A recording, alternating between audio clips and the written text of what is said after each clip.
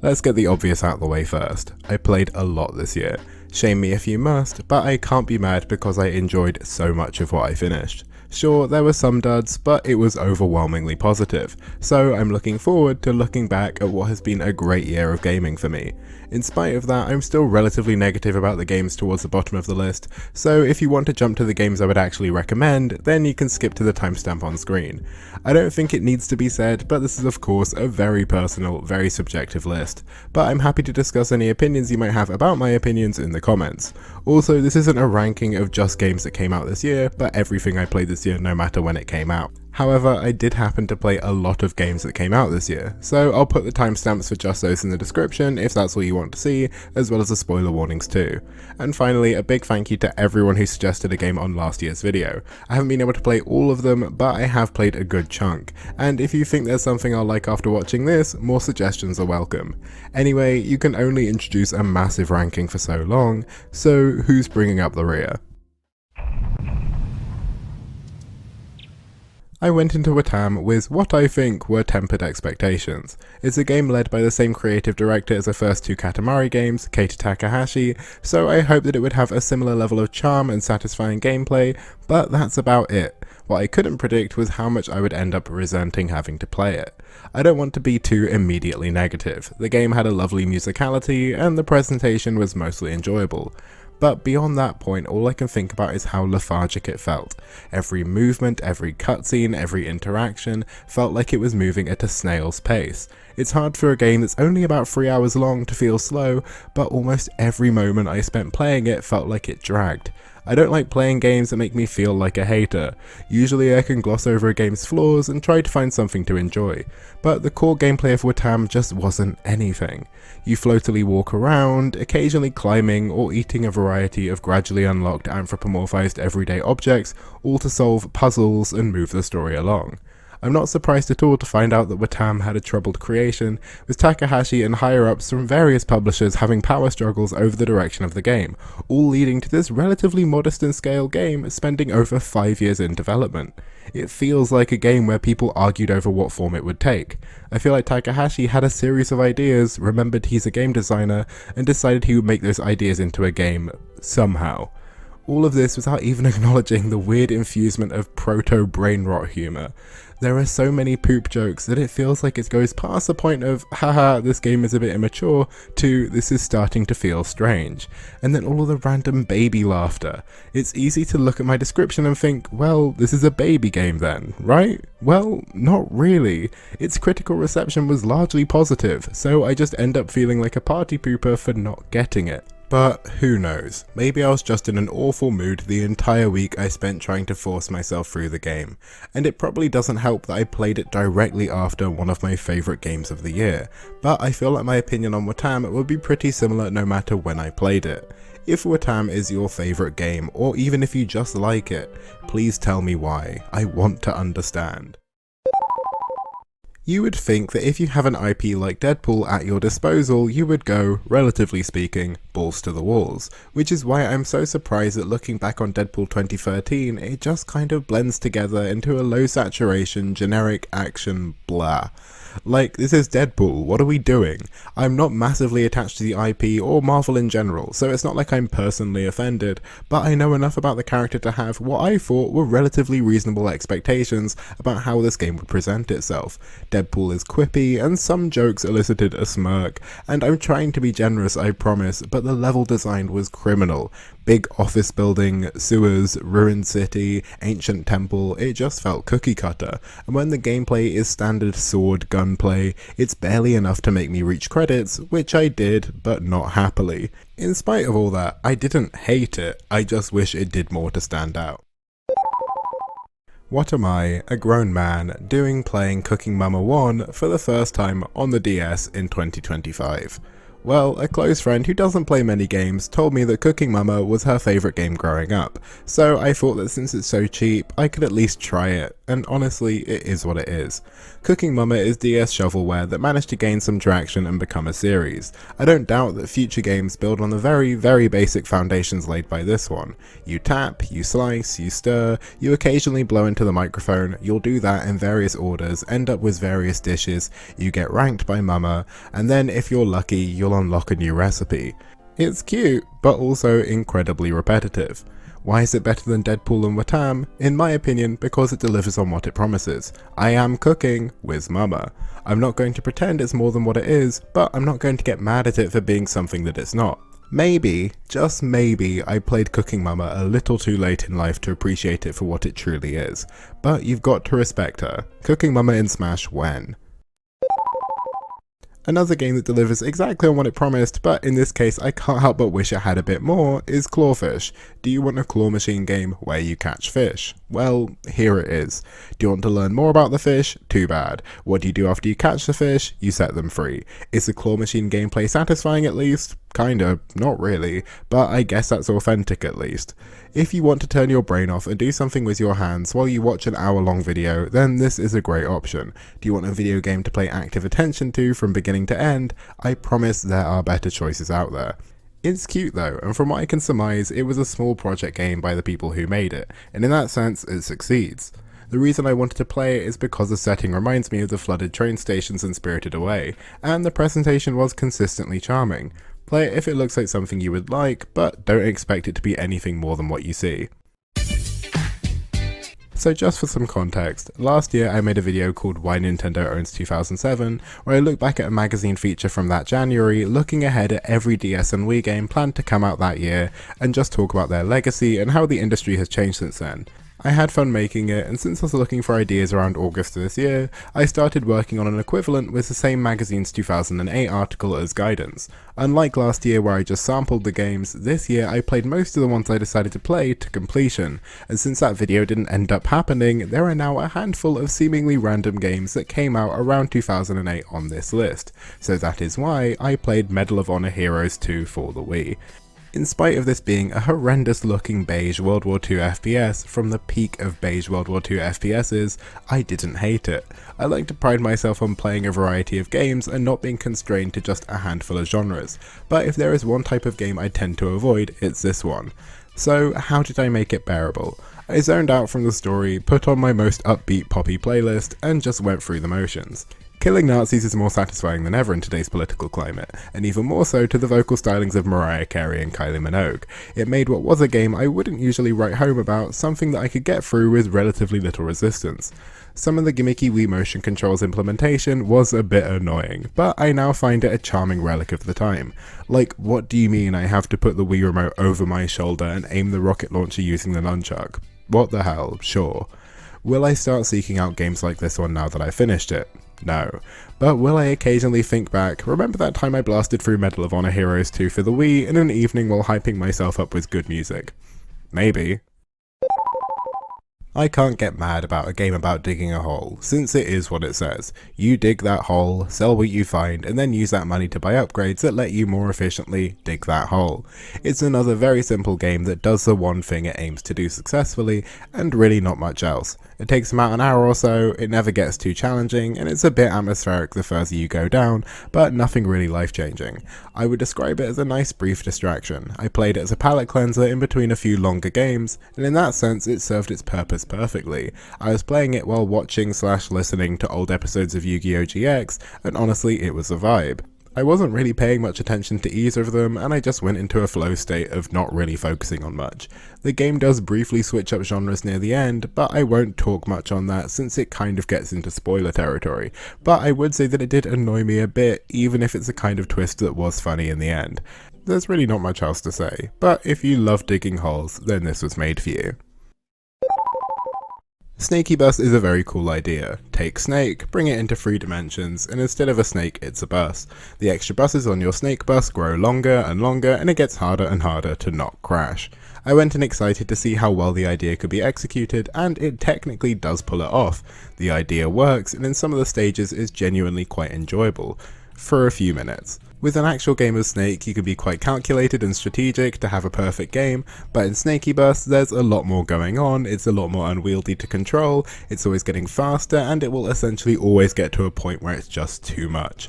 I also forgot going in how even a normal game of Snake just gets a bit boring over time, as does Snaky Bus.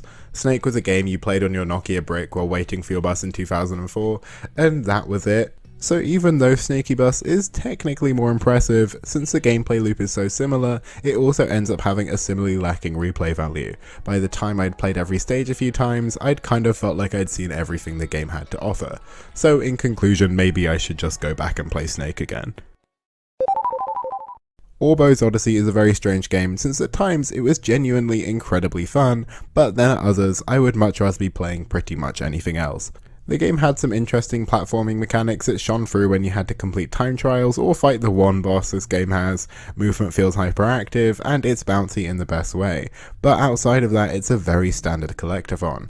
It's another game that very much feels like a small project proof of concept, and I don't doubt that its sequel refines what it sets up here, but when I look back at the game I just remember how much I enjoyed very specific moments and how everything else dragged. When a game is as short as this one, you don't want to walk away feeling like sections should have been cut. So, like I said, I hope the sequel builds on the best parts this game sets up, and otherwise trims the fat. At the start of the year, I was really hoping that Little Nightmares 3 wouldn't be this low, but I can't force myself to pretend I enjoyed it more than I did. I think if this game A, didn't have the Little Nightmares name attached to it, and B, I wasn't playing it alongside a passionate Little Nightmares fan who had much higher expectations than me, then I might have had a slightly more forgiving perception of 3. But I can't change that context, and it's why the game left me so whelmed. I won't deny it had its moments, some landmarks look fantastic, and the stylized grungy aesthetic the series is known for was still recognisable. It was a competent puzzle platformer, and that's why it's above every game I put below it. However, the theming, the narrative, the atmosphere that the franchise has become synonymous with was mostly missing. The story it was trying to tell wasn't cohesive, and that was felt with how every level seemed to just be randomly connected. It also didn't help that it seemed like this was supposed to be a new start, soft reboot for the series, but then it kept making callbacks to the previous games, so all that really achieved was making me want to play those games instead. It never scared me, it rarely made me tense, and I just let it wash over me. It also doesn't help that multiplayer never really worked properly for us either. It was frustrating that there wasn't even an option for split screen co-op, and then when the friend pass didn't work, it just rubbed salt on the wound. And without any error codes to let us know why it wasn't working, we just ended up taking turns and using the CPU companion. In spite of the superficial traits Free shares of the previous games, you can really tell that a lot of the talent who made those games moved on to make Reanimal instead, which is coming out in February, so if anything that game has just made me more excited for that one. To quote Jay, the Little Nightmares superfan who I played through the game with, who very bluntly said a few minutes into the credits, "I am disappointed, I thought it would be a better game," and sometimes it's just that simple. I don't have much to say about Sonic Advance because, no pun intended, I got through it very quickly. I simply wanted to play a basic 2D Sonic game, I had Sonic Advance on my analog pocket while I was travelling a bit, so I played it. I almost feel a bit bad that I didn't enjoy it more since I've now looked back at reviews and seen that most people hold it in quite high regard, and in comparison I just played it. It feels a bit bad to get to that point where there's just a couple of games that didn't have that much impact on me, especially when there's a good chance that quite a few people grew up with Sonic Advance in particular and love it for that. But I can't really be trusted as an authority on that since for me that game is Sonic and the Black Knight, which I know is objectively not great, but it's just the game that I played at the perfect time. Anyway, back to Advance, I played Sonic's route, got annoyed at a few of the more obnoxious bosses, but otherwise beat it and had my fill. Maybe I'll return to it and play some of the other routes, maybe I'll just go ahead and play Sonic Advance 2 or 3, or maybe finally beat Sonic Rush instead. I'm not sure, but if you're a 2D Sonic fan, let me know where I should go next, because I'm sure I'll get the craving to go back soon enough. 3, 2, 1, come on. Shadow the Hedgehog is not a particularly good game, objectively speaking, and I am by no means the first person to say that. It doesn't control particularly well, attempting to move the camera feels like herding cats, and the tonal dissonance of the Sonic universe with Shadow's gun obsession is jarring to say the least. However, I love how seriously it takes itself. Everything the game does, it does without a lick of irony or wink wink nudge nudge. The emo hedgehog wields his weapons of mass destruction, and the game insists that there's nothing remotely funny about that. I should also add the context that I played this game with two friends, one of which grew up with the game, and we took the neutral path to have as little pain as possible getting through. Playing the game with other people who are willing to laugh at the game while also ironically appreciating it makes it much more enjoyable than it should be. Was it a joke playthrough? Perhaps. But did playing it as a joke make it significantly more enjoyable? Definitely. Also, just as some random trivia, one of my favourite Y2K J-pop artists, M-Flow, had a collaboration with Sega to promote the game, so that's why this album cover exists, and we have Shadow dancing in the Tripod Baby music video. The song did not appear in the game, at least I didn't hear it, but this random crossover of two worlds feels like something I had to mention. I think Shadow the Hedgehog proved just how far ironic appreciation of a game can take you, which is this far, which is impressive since it's above quite a few games that are technically better than it, but I probably won't look back upon them as fondly. No Straight Roads really serves as a reminder that I shouldn't go into a game expecting it to be something else. Looking at it I thought, oh, it's an action game with rhythm elements, that's just like Hi-Fi Rush, I love Hi-Fi Rush, and when I actually played it, it wasn't like Hi-Fi Rush, it was its own thing, that I unfortunately didn't like nearly as much. So what actually is No Straight Roads? Well, it's mostly an arcade-style action game where each stage is themed around a different genre of music. It's incredibly stylized, and the look of the game is definitely my favourite thing about it. There's a fantastic animated intro movie, a dying art form, and the character and level designs remind me of some animated show that you'd randomly watch once at your cousin's house at 11 PM in like 2006, and then never see or hear of again, in the best way possible. The game was great to look at, and the music was usually pretty good too. To play through though, that's a different, much sadder story. It tries to implement rhythm elements into the combat, but it ends up making both the action worse, as well as making the rhythm elements feel half-baked. It ends up with the whole thing feeling a little unfinished, and like it doesn't know what it wants to be. And I was playing the definitive Encore edition, so it's rough that it still feels like that. The Malaysian cultural references were fun, and it reminds me why I like playing games from countries that don't have as much of an active gaming industry. However, the English voice acting was occasionally a little pained, and it made me wish the game would prompt you to play with Malay voice acting and have subtitles instead. Like, I get why they would want to appeal to a wider audience, but some of the, and I can only assume, translated lyrics for the music in-game comes across really awkwardly. I appreciate the ambition though, even if it doesn't all mesh, but it's getting a sequel and hopefully it can address some of the feedback this game got. Sometimes a game can be fixed with just one change, and for Dementium the Ward, that would be making it shorter. At the start of this DS horror game, the ambience is strong in spite of its obvious graphical limitations, and I found myself regularly getting scared and actually quite enjoying the gameplay loop. It's fun exploring the environment, putting together the history of the cursed hospital, and trying to survive with your limited resources. But as it keeps going on, the limitations of the game become more and more obvious.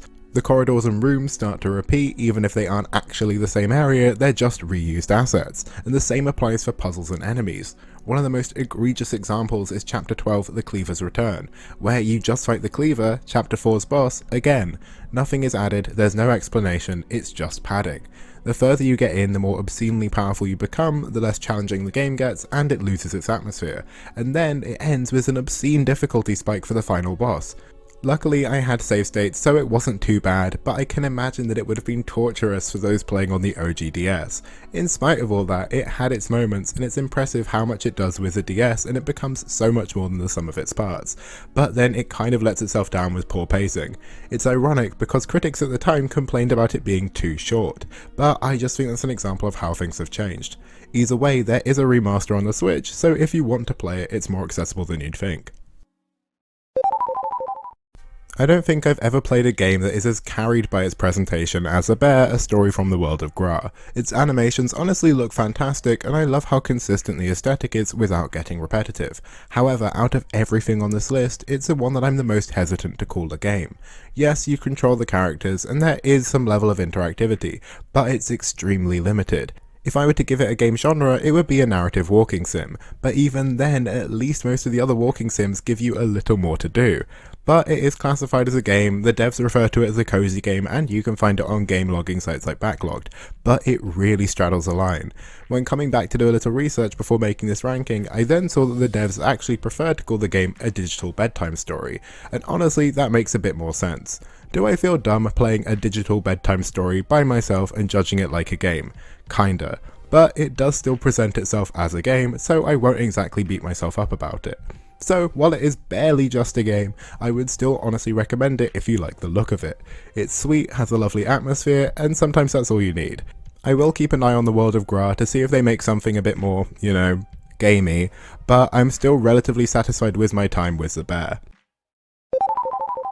Sludge Life is truly a peak piss about game. You're put in a sandbox open world, and while there are some goals, some challenges and some unlockables, almost everything can be done by just pissing about.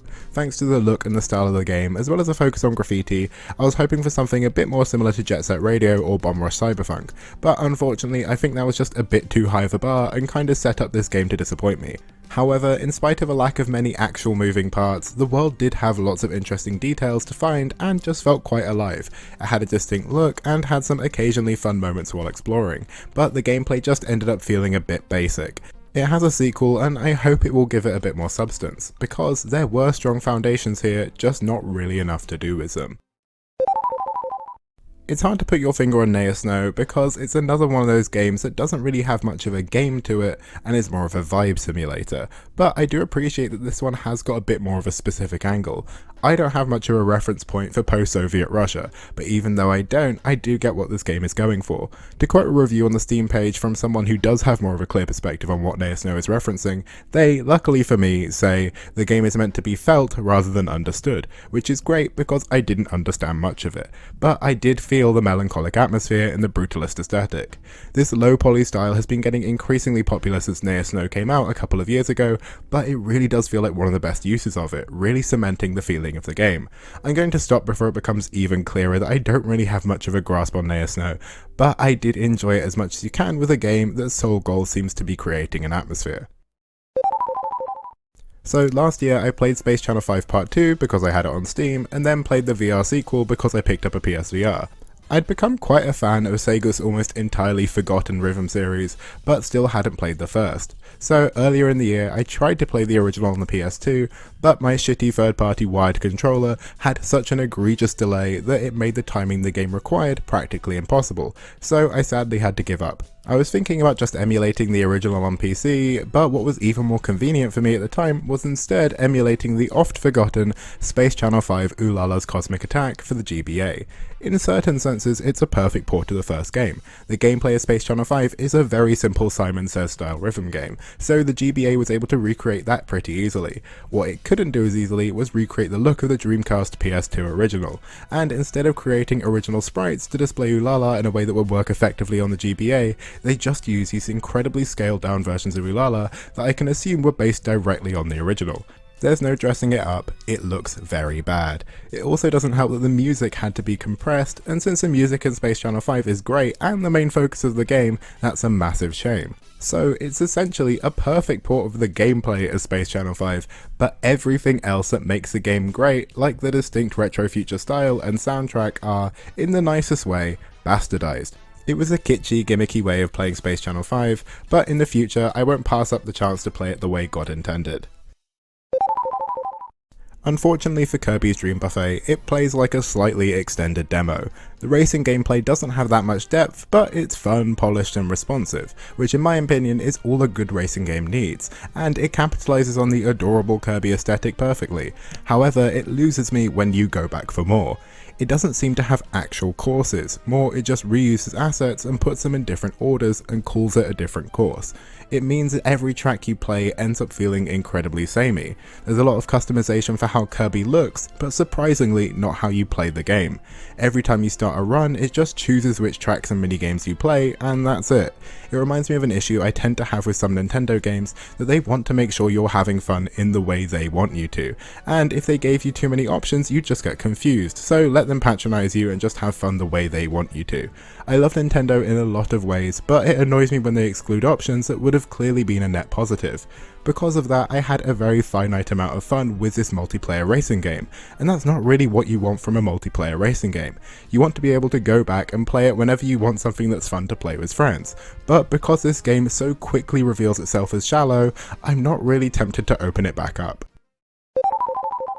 While it's something I should really try and avoid doing, since it'll often just set games up for failure, sometimes I just can't avoid comparing two games if they seem similar enough, and that happened when I played Alba: A Wildlife Adventure earlier this year and couldn't help but constantly be reminded how much more I enjoyed playing Chia last year. Both games feature a young girl being thrust into an unfamiliar open world island setting and have a focus on wildlife, and while that doesn't sound too specific, they also just have a very similar tone too. However, while Chia put a lot of effort into making traversing the islands enjoyable with the possession mechanic, creating a sense of momentum, in Alba you just slowly plod around, walking. And in Chia, there's a focus on combat and platforming and exploration, and in Alba, you're taking photos of the wildlife. It's a cute game that does what it's trying to do well. It's 3 years older than Chia, so it really couldn't help feeling similar since it came out before. But because I played Chia first, it just means I really couldn't escape the association. Even without that though, I think there still would have been an issue with how slow Alba feels to play. The poor little girl is cursed with a very slow walking speed that feels glacial over extended play, and it makes a relatively short game feel longer than it needs to. I did have fun with it at times, and seeing all the different wildlife was interesting, and the characterization and storytelling was effective for the short scale of the game. So if you haven't played this game or Chia and you want to play them both, play this one first so you're not constantly comparing it to what I think is a much more successful game. That feels a little mean-spirited, but I think it's solid advice. Me being me, as soon as I moved into a new flat in the middle of the year, one of my first priorities was setting up my PC, and since it was late at night and no one else had moved in yet and I wasn't really tired, I decided to play a short game. I had to play it with my headphones since I hadn't set up my speakers and there wasn't a lamp in the room, so the only light I had was coming from my monitor, and I was all by my lonesome in the flat. All of this meant that the jarring atmosphere of milk outside a bag of milk outside a bag of milk was drastically heightened and made the game a lot more impactful.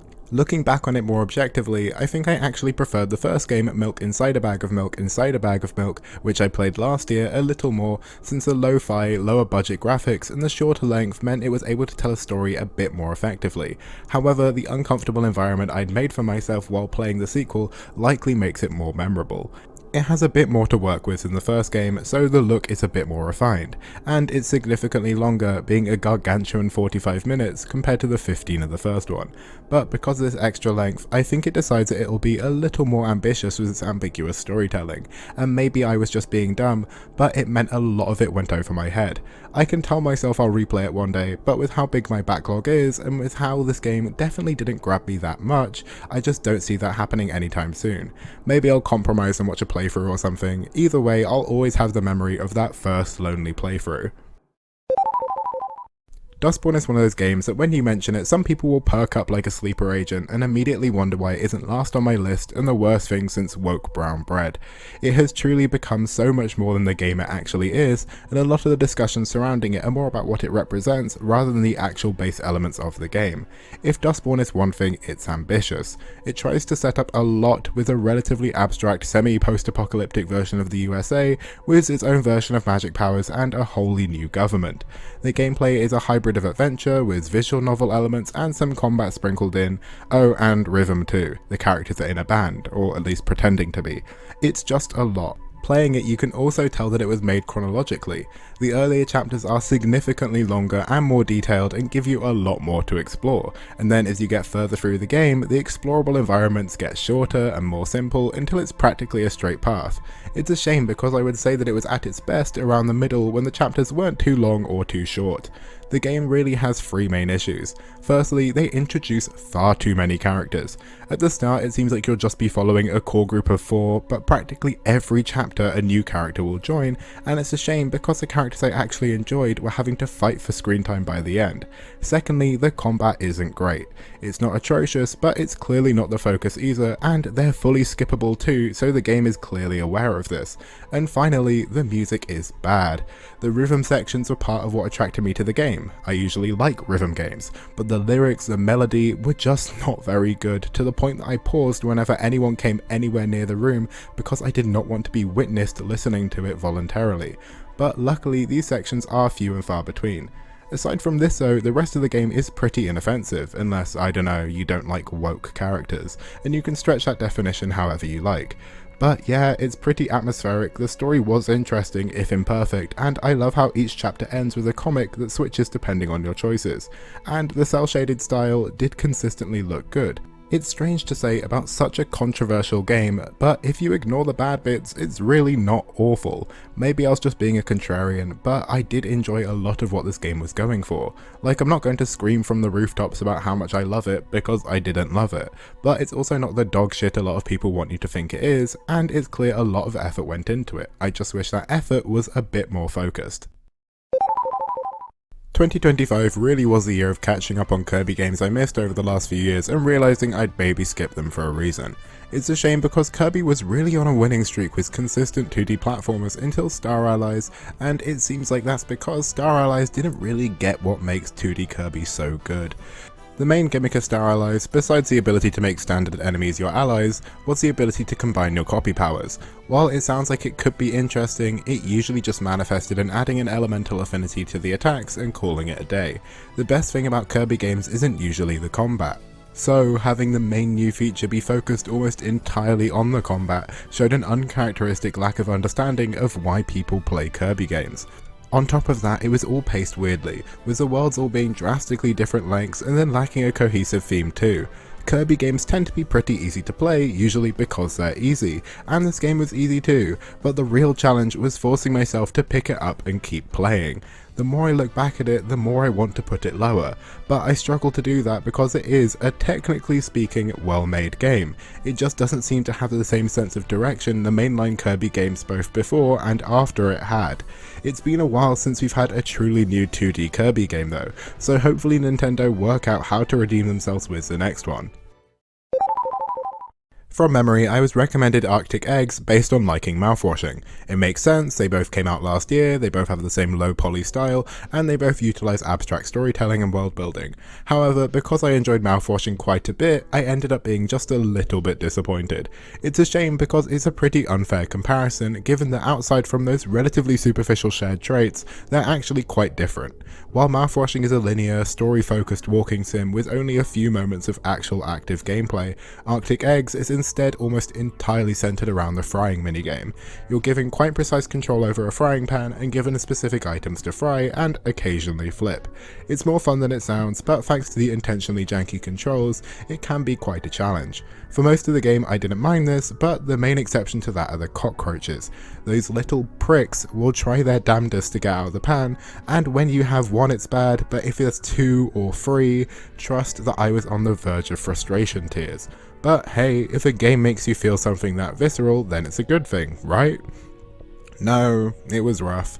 But still, the world design and atmosphere were memorable, and most of the time the gameplay was satisfying. 7.8 out of 10, too many roaches.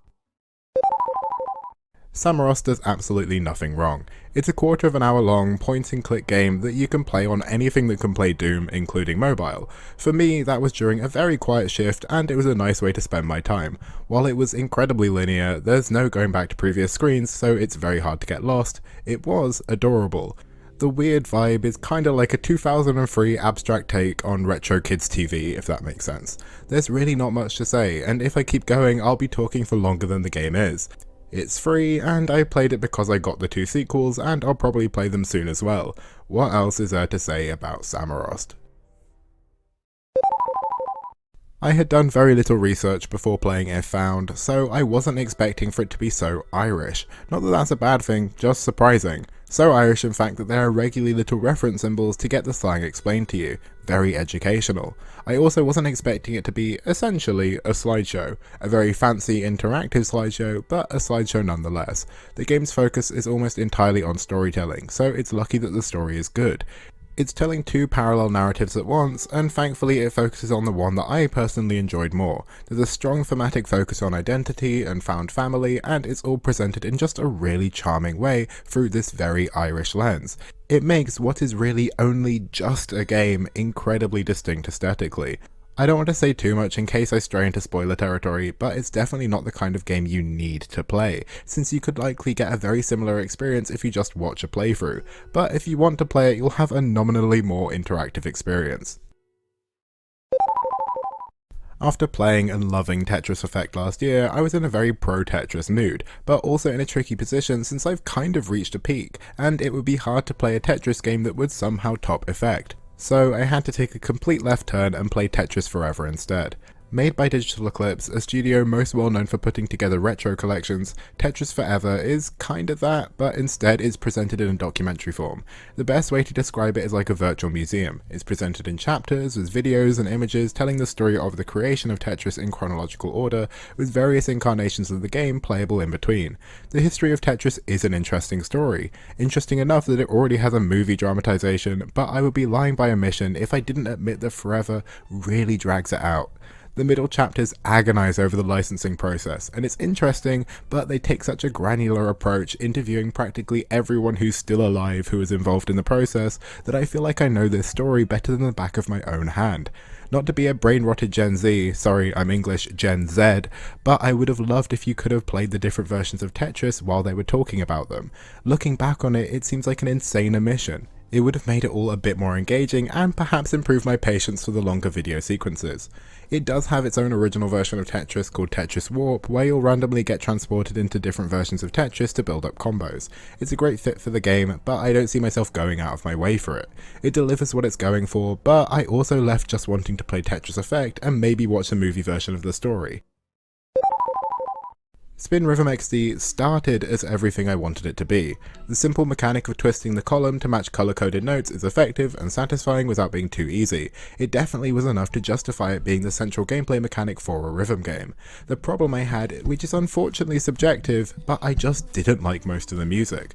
When a rhythm game like this one doesn't have any structure or narrative framing, and it's literally just play through the tracks and try for high scores, then the music really has to carry it. So after a while I got tired of the standard tracks and instead thought I'd entertain myself with the customized tracks provided by the game's surprisingly involved community. Downloading them into the game was easy, and there was a good amount of choice for a game that isn't that well known, and there were some tracks I enjoyed. However, with community tracks, you're reliant on the creators to accurately map the songs, and then you're also reliant on them for difficulty options. And because this is an option for those who are big fans of the game, they're nearly always just high difficulty options. That meant I got some mileage out of this feature, but not as much as I would have liked. My issues with Spin Rhythm are completely my own, and essentially boil down to skill issue and my taste in music. So if you like tougher rhythm games and you like what you've heard from this game's soundtrack, then you'll probably have a much better time than I did. Nocturnals is a quintessential indie game. The game is mostly a solo dev effort and a love letter by the creator to his partner. It's just quite sweet for a pretty dire post-apocalyptic choose-your-own-adventure game, but in spite of its rough edges, it's quite well put together and cohesive. I was a little jarred by the relatively amateur English voice acting, like I live in the UK, but I'm still a bit jarred every time I hear the accent in games.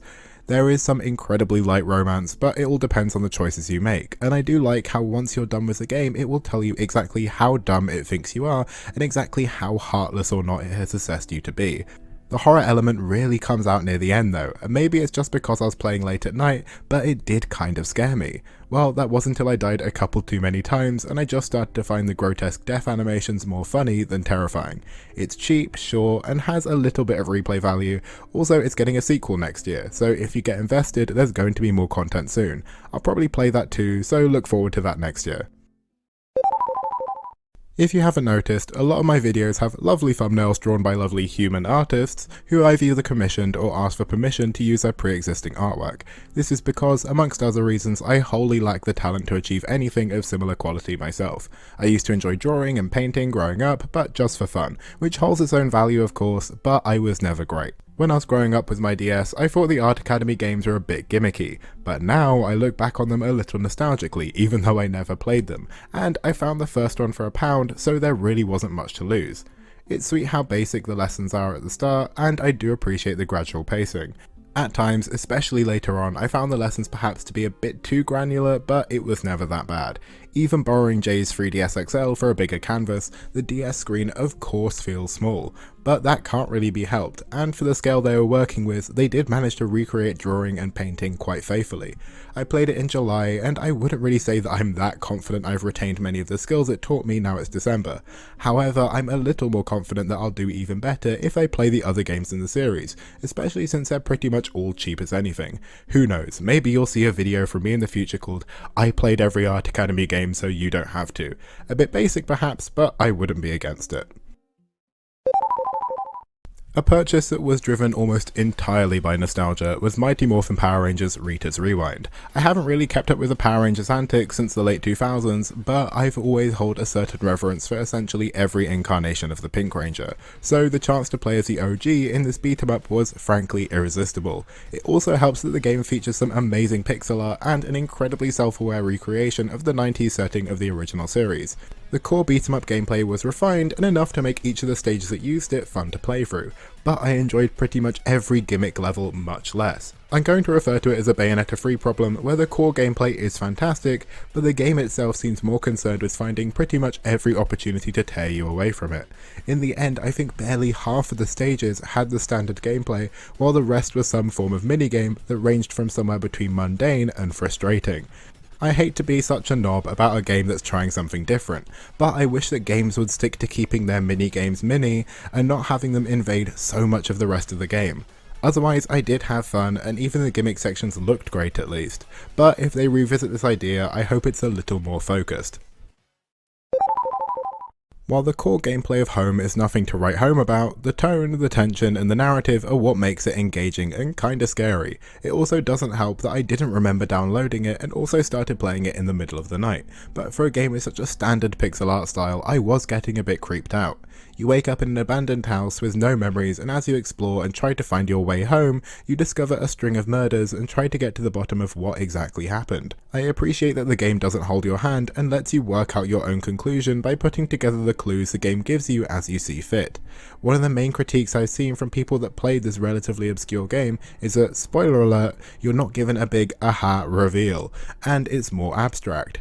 But playing it in 2025, I was just happy that the game respected me enough to use my brain and engage with the narrative. Still though, I do get the appeal of wanting a more solid ending, but this clearly wasn't the game where you'll get that. I played Hazelight's It Takes Two a couple of years ago, and I played their yet-to-be-ranked newest game this year, and after doing that I thought I might as well complete the hat trick and play their first game, A Way Out. Not to blame anyone else for my own expectations, but a close friend mentioned that they liked A Way Out a lot more than It Takes Two, so I had quite high hopes. I'll give A Way Out its flowers, it does have the best story out of the three. The gameplay though is unfortunately the weakest, at least in my opinion. The co-op element is clearly baked into the DNA of the gameplay for both It Takes Two and Split Schmiction, and you can clearly tell there are growing pains here with their first game, since the co-op is a lot more skin deep, and that means that the gameplay of pretty much the whole game is kinda skin deep too. I did enjoy the storytelling though, and both of the lead characters were likeable in their own way, and I was invested enough to want to play it all in pretty much the same day. You can see the foundations for Hazelight's cinematic style of presentation and signature kinda corny sense of humour that is so authentic that you can't help but appreciate it. However, it's also clear that they hadn't mastered balancing the cinematic style while also including interesting gameplay, but that's something that I think they've since fixed, but more on that later. I picked up Project Rub, or as it's known outside of Europe and America, Feel the Magic XYXX, because I thought it was a massage game that was apparently hilariously bad, and thought it would be funny to own. Turns out that it's not that, and it's instead like Katamari, No More Heroes and Space Channel 5 decided to make a WarioWare style minigame compilation. It's incredibly stylized and has some semblance of a story, tying it together with a guy trying to impress some girl with the help of the Rub Rabbits. As you can imagine from a DS game that came out in 2004, it's very gimmicky, with a touchscreen and microphone used in every way imaginable, but because it's actually willing to give you some challenge over the course of the game, it's actually relatively engaging. I went in with no expectations, so when I ended up enjoying the gameplay I was thoroughly surprised. There's plenty of variety and it doesn't overstay its welcome, and the silhouette style means that it's aged shockingly well. It's also kinda crazy that this game was made by Sonic Team. I tend to forget that they make games other than Sonic, but I didn't know their reach went this far. Also, not to be a prude, but based on the cover looking like that, and the fact that it came out in the 2000s, I assumed that the female cast would be a bit more objectified, but when looking into it I was pleasantly surprised to discover that the game was made with the insight of a predominantly female dev team. Rare now and even rarer in 2004. So in the end it was a game that surpassed my expectations since I didn't realise it would be so competent, to be honest. It also has a sequel somehow, which gives backstory to the Rub Rabbits. Thank God, I was worried they weren't going to get the attention they deserved for a second there. When hearing the story of Jack and the Beanstalk, did you always think, God, I wish that was me? No? Well, either way, Grow Home is pretty fun. For a couple of hours you're tasked with growing the massive central beanstalk and climbing it to reach your home above. There are optional collectibles, and if you find enough currency you can upgrade some skills, stats, or unlock new abilities like a jetpack, but if you want to, you can focus entirely on growing and climbing. Having a game with such a simple premise means that you can pretty much zone out, enjoy the slightly surreal setting, and just go for it. The gameplay loop is unsurprisingly Moorish, and I easily played it in one sitting. Even if it wasn't easy, I still think it would have been hard to tear me away from it before reaching credits, since the goal is so simple and so gratifying to work towards. And at the same time, once I'd done it, I was completely happy to leave it. Yeah, there were a couple of post-game tasks and plenty of collectibles I'd missed, but once I'd grown home, I was done with Grow Home. There's nothing wrong with that. I think it's just the nature of the game. It's charming in a way that there's not much else to this game than what you're seeing, but why would there need to be? It does what it does well, and I had fun with it. If it looks like the kind of thing you'll like, I can almost guarantee that you will. Coffee Talk was quaint. You run an evening coffee shop and spend your shifts chatting to the various modern day mystical creatures who spend their life in the city around you, and occasionally make them drinks. It's an unconventional way of telling a story since you're drifting in and out of the separate threads of the narrative depending on who's in the shop on each day, but it's all relatively well written and it helps that the world you're being introduced to is interesting as well. I honestly would have been a little happier if it was a pure visual novel, since the ambience was so immaculate. But then there's the drink making. At the start of the game it's fine since you're given relatively clear orders, but as you get further in, customers get more vague or just tell you a drink by its name, giving you no hint as to what's actually in it. It's a game essentially encouraging you to go and check the game facts page unless you somehow have a really good pre-existing knowledge of every type of hot drink out there. For a game that could have had a cute educational side to teach you about all of these drinks, instead it seems to feel a little smug, essentially either forcing you to cheat or fail. Am I just dense? I asked a friend who played it before me, and even though they enjoyed it more than me, they didn't mention any way I was supposed to do this differently than I did. In spite of the questionable barista gameplay, everything else was well done. I'm hoping the sequels will improve upon this one particular issue, but even if they don't, I still loved the atmosphere. This year I've already talked a bit about how there are very few games where men attracted to other men are the main characters, and even fewer where this aspect isn't just an option. So that's why I found it so refreshing when Mediterranean Inferno unapologetically starred 3 genres of evil twink. I also appreciated how the devs weren't afraid to make their protagonists hateable, not because they're gay, even though I'm pretty sure that doesn't help, but because they're all assholes, both to each other and pretty much everyone else. Usually hateable main characters would get grating, but because this game is pretty short, I think it just helps you get invested in a way. It's another quite story-centric game, but I do appreciate that it's incredibly choice-dependent, and that gives it a fair amount of replay value. It's essentially a holiday simulator where you have 3 days with the evil twinks who are reconnecting after not having seen each other for ages, and you choose who to listen to when it comes to how they'll spend their limited time. There's plenty of psychedelics thrown into the mix, as well as a bit of a murder mystery, and it all combines to make it quite an engaging plot. A plot that will change depending on your choices and which characters you prioritise. It's paced well, and the art direction is like if the director of Sayonara Wild Hearts watched a bunch of Wes Anderson and developed a fetish for unbearable Italian twinks. It's a kind of game I'd usually say you could watch a playthrough of, but because of how many secrets there are to discover and choices there are to make, I do think it justifies actually playing it yourself if it sounds like something you'll like. Just looking back at it now makes me want to dip in for a replay or two, so that has to be a good thing, right? A type of game that has kind of died off in the last couple of generations is the arcade port. Maybe it's because arcades have fallen out of favour, or because arcade games are becoming less portable, but either way it made going back and playing Ghost Squad incredibly refreshing. It's a kind of game I likely wouldn't play in an arcade because I know I would lose far too much money trying to get good at it, but on the Wii, with a more generous but still appropriately punishing respawn system, there was a lot less pressure to be perfect. Also, even though I love sinking my teeth into a long game, I'm definitely a certified short game enjoyer, so arcade ports are great for me. No arcade game is getting anywhere near an hour long, so the free 15-minute long missions in Ghost Squad were honestly a lot of fun for me to play through, and while the anti-terrorist plot sounds like it would take itself incredibly seriously, it's so fast-paced and so willing to have fun with itself that I just found myself constantly smiling and having a good time shooting my way through all of it. I'm also pretty tempted to go back since there are some upgrades to unlock, high scores to beat, and being an arcade shooter it also has a multiplayer option that I haven't even touched. I don't think that it's winning any awards, but I wholly understand the appeal.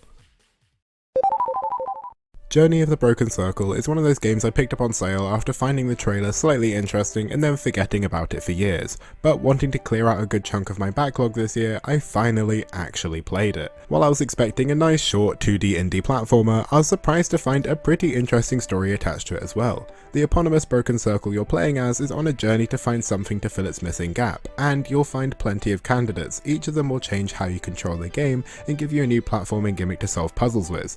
It's fun to play, but it's even better at how this interweaves with the narrative. It seems deranged to say this when paired with gameplay of how the journey of the Broken Circle looks, but the story ends up being a quite interesting look at toxic relationships, attachment issues, and how this can negatively impact mental health. Like, yeah, I wasn't expecting it either, but because the metaphors are so in your face, it meshes with the gameplay so well, I can't really be mad at it. The gameplay had some occasional janky moments, but most of the time it was smooth sailing, and a game that I thought might have felt like a bit of a chore to play ended up being a surprise highlight. I kind of hope this puts into perspective how many games I enjoyed this year, since I'm still quite far down, but there isn't much bad to say about this one, except that I enjoyed the other ones more. So after my ranking last year, I got recommended a few Sokoban games, but since I was a bit hesitant given that I'd never tried the genre before and most of the ones that were recommended were quite long, I thought I'd start off with The Arranger since it was free with Netflix and it's shorter than most others. As it turns out, it's only a pseudo-Sokoban game since it breaks a lot of the genre's rules, but I still think it was a pretty good introduction, especially since I ended up enjoying it quite a bit. Maybe it's just because it was an easier version of a Sokoban game, but it honestly had me feeling quite smart most of the time. The presentation was cute, the story was serviceable, and playing it on mobile was a good fit, since I think sitting down and playing it for dedicated sessions would have been a bit mind-numbing depending on how long I would drag it out for. There were some moments of frustration where solutions to puzzles felt a bit too obtuse, but those weren't too frequent. Overall, I'm ready to take it to the next level and try a proper grown-up version next year, but this was a good starting point. With how long the boss fight has been a staple in gaming, I'm surprised there haven't been more attempts at making boss fight simulators. I understand that there would be clear limitations in making it feel like you're the boss, but I hope more devs jump on the idea because Dark Queen of Morphoam did it so well. While there is plenty of combat, you also get quite a bit of visual novel style dialogue with the hero before every attempt they have to defeat you, almost always in vain. Being the boss, you're stuck in the same place and your moveset is massively overpowered and flashy, but also has clear weak points and spots to dodge if the hero knows what they're doing. It's strangely empowering, but once you start to spot your own weaknesses, so does the ever respawning hero. And while they have the power to power up, strategize and get new equipment, you're stuck in the arena just watching them become more and more capable. What starts as a power fantasy quickly becomes quite morbid, since you realise that the hero is getting closer and closer to defeating you and has infinite chances. They're the unstoppable force, and while you might seem like an immovable object, you really aren't. Even when you whip out your second phase, it's less, ooh, I have a whole new set of powers, and more, fuck, they've got me to my second phase. It's so immersive in a really dire way, and for such a short game to be so impactful and memorable, I think it deserves praise. It also helps that the dialogue is well done, and how you get to learn more about the hero and the titular Dark Queen makes it even more impressive. I don't want to spoil any more, especially since it's short and free, so you really have no excuse. For games like this that aren't on Steam, I'll leave a link in the description to make it a little easier to find them if you're interested. Yeah, no subtitle, just the first one.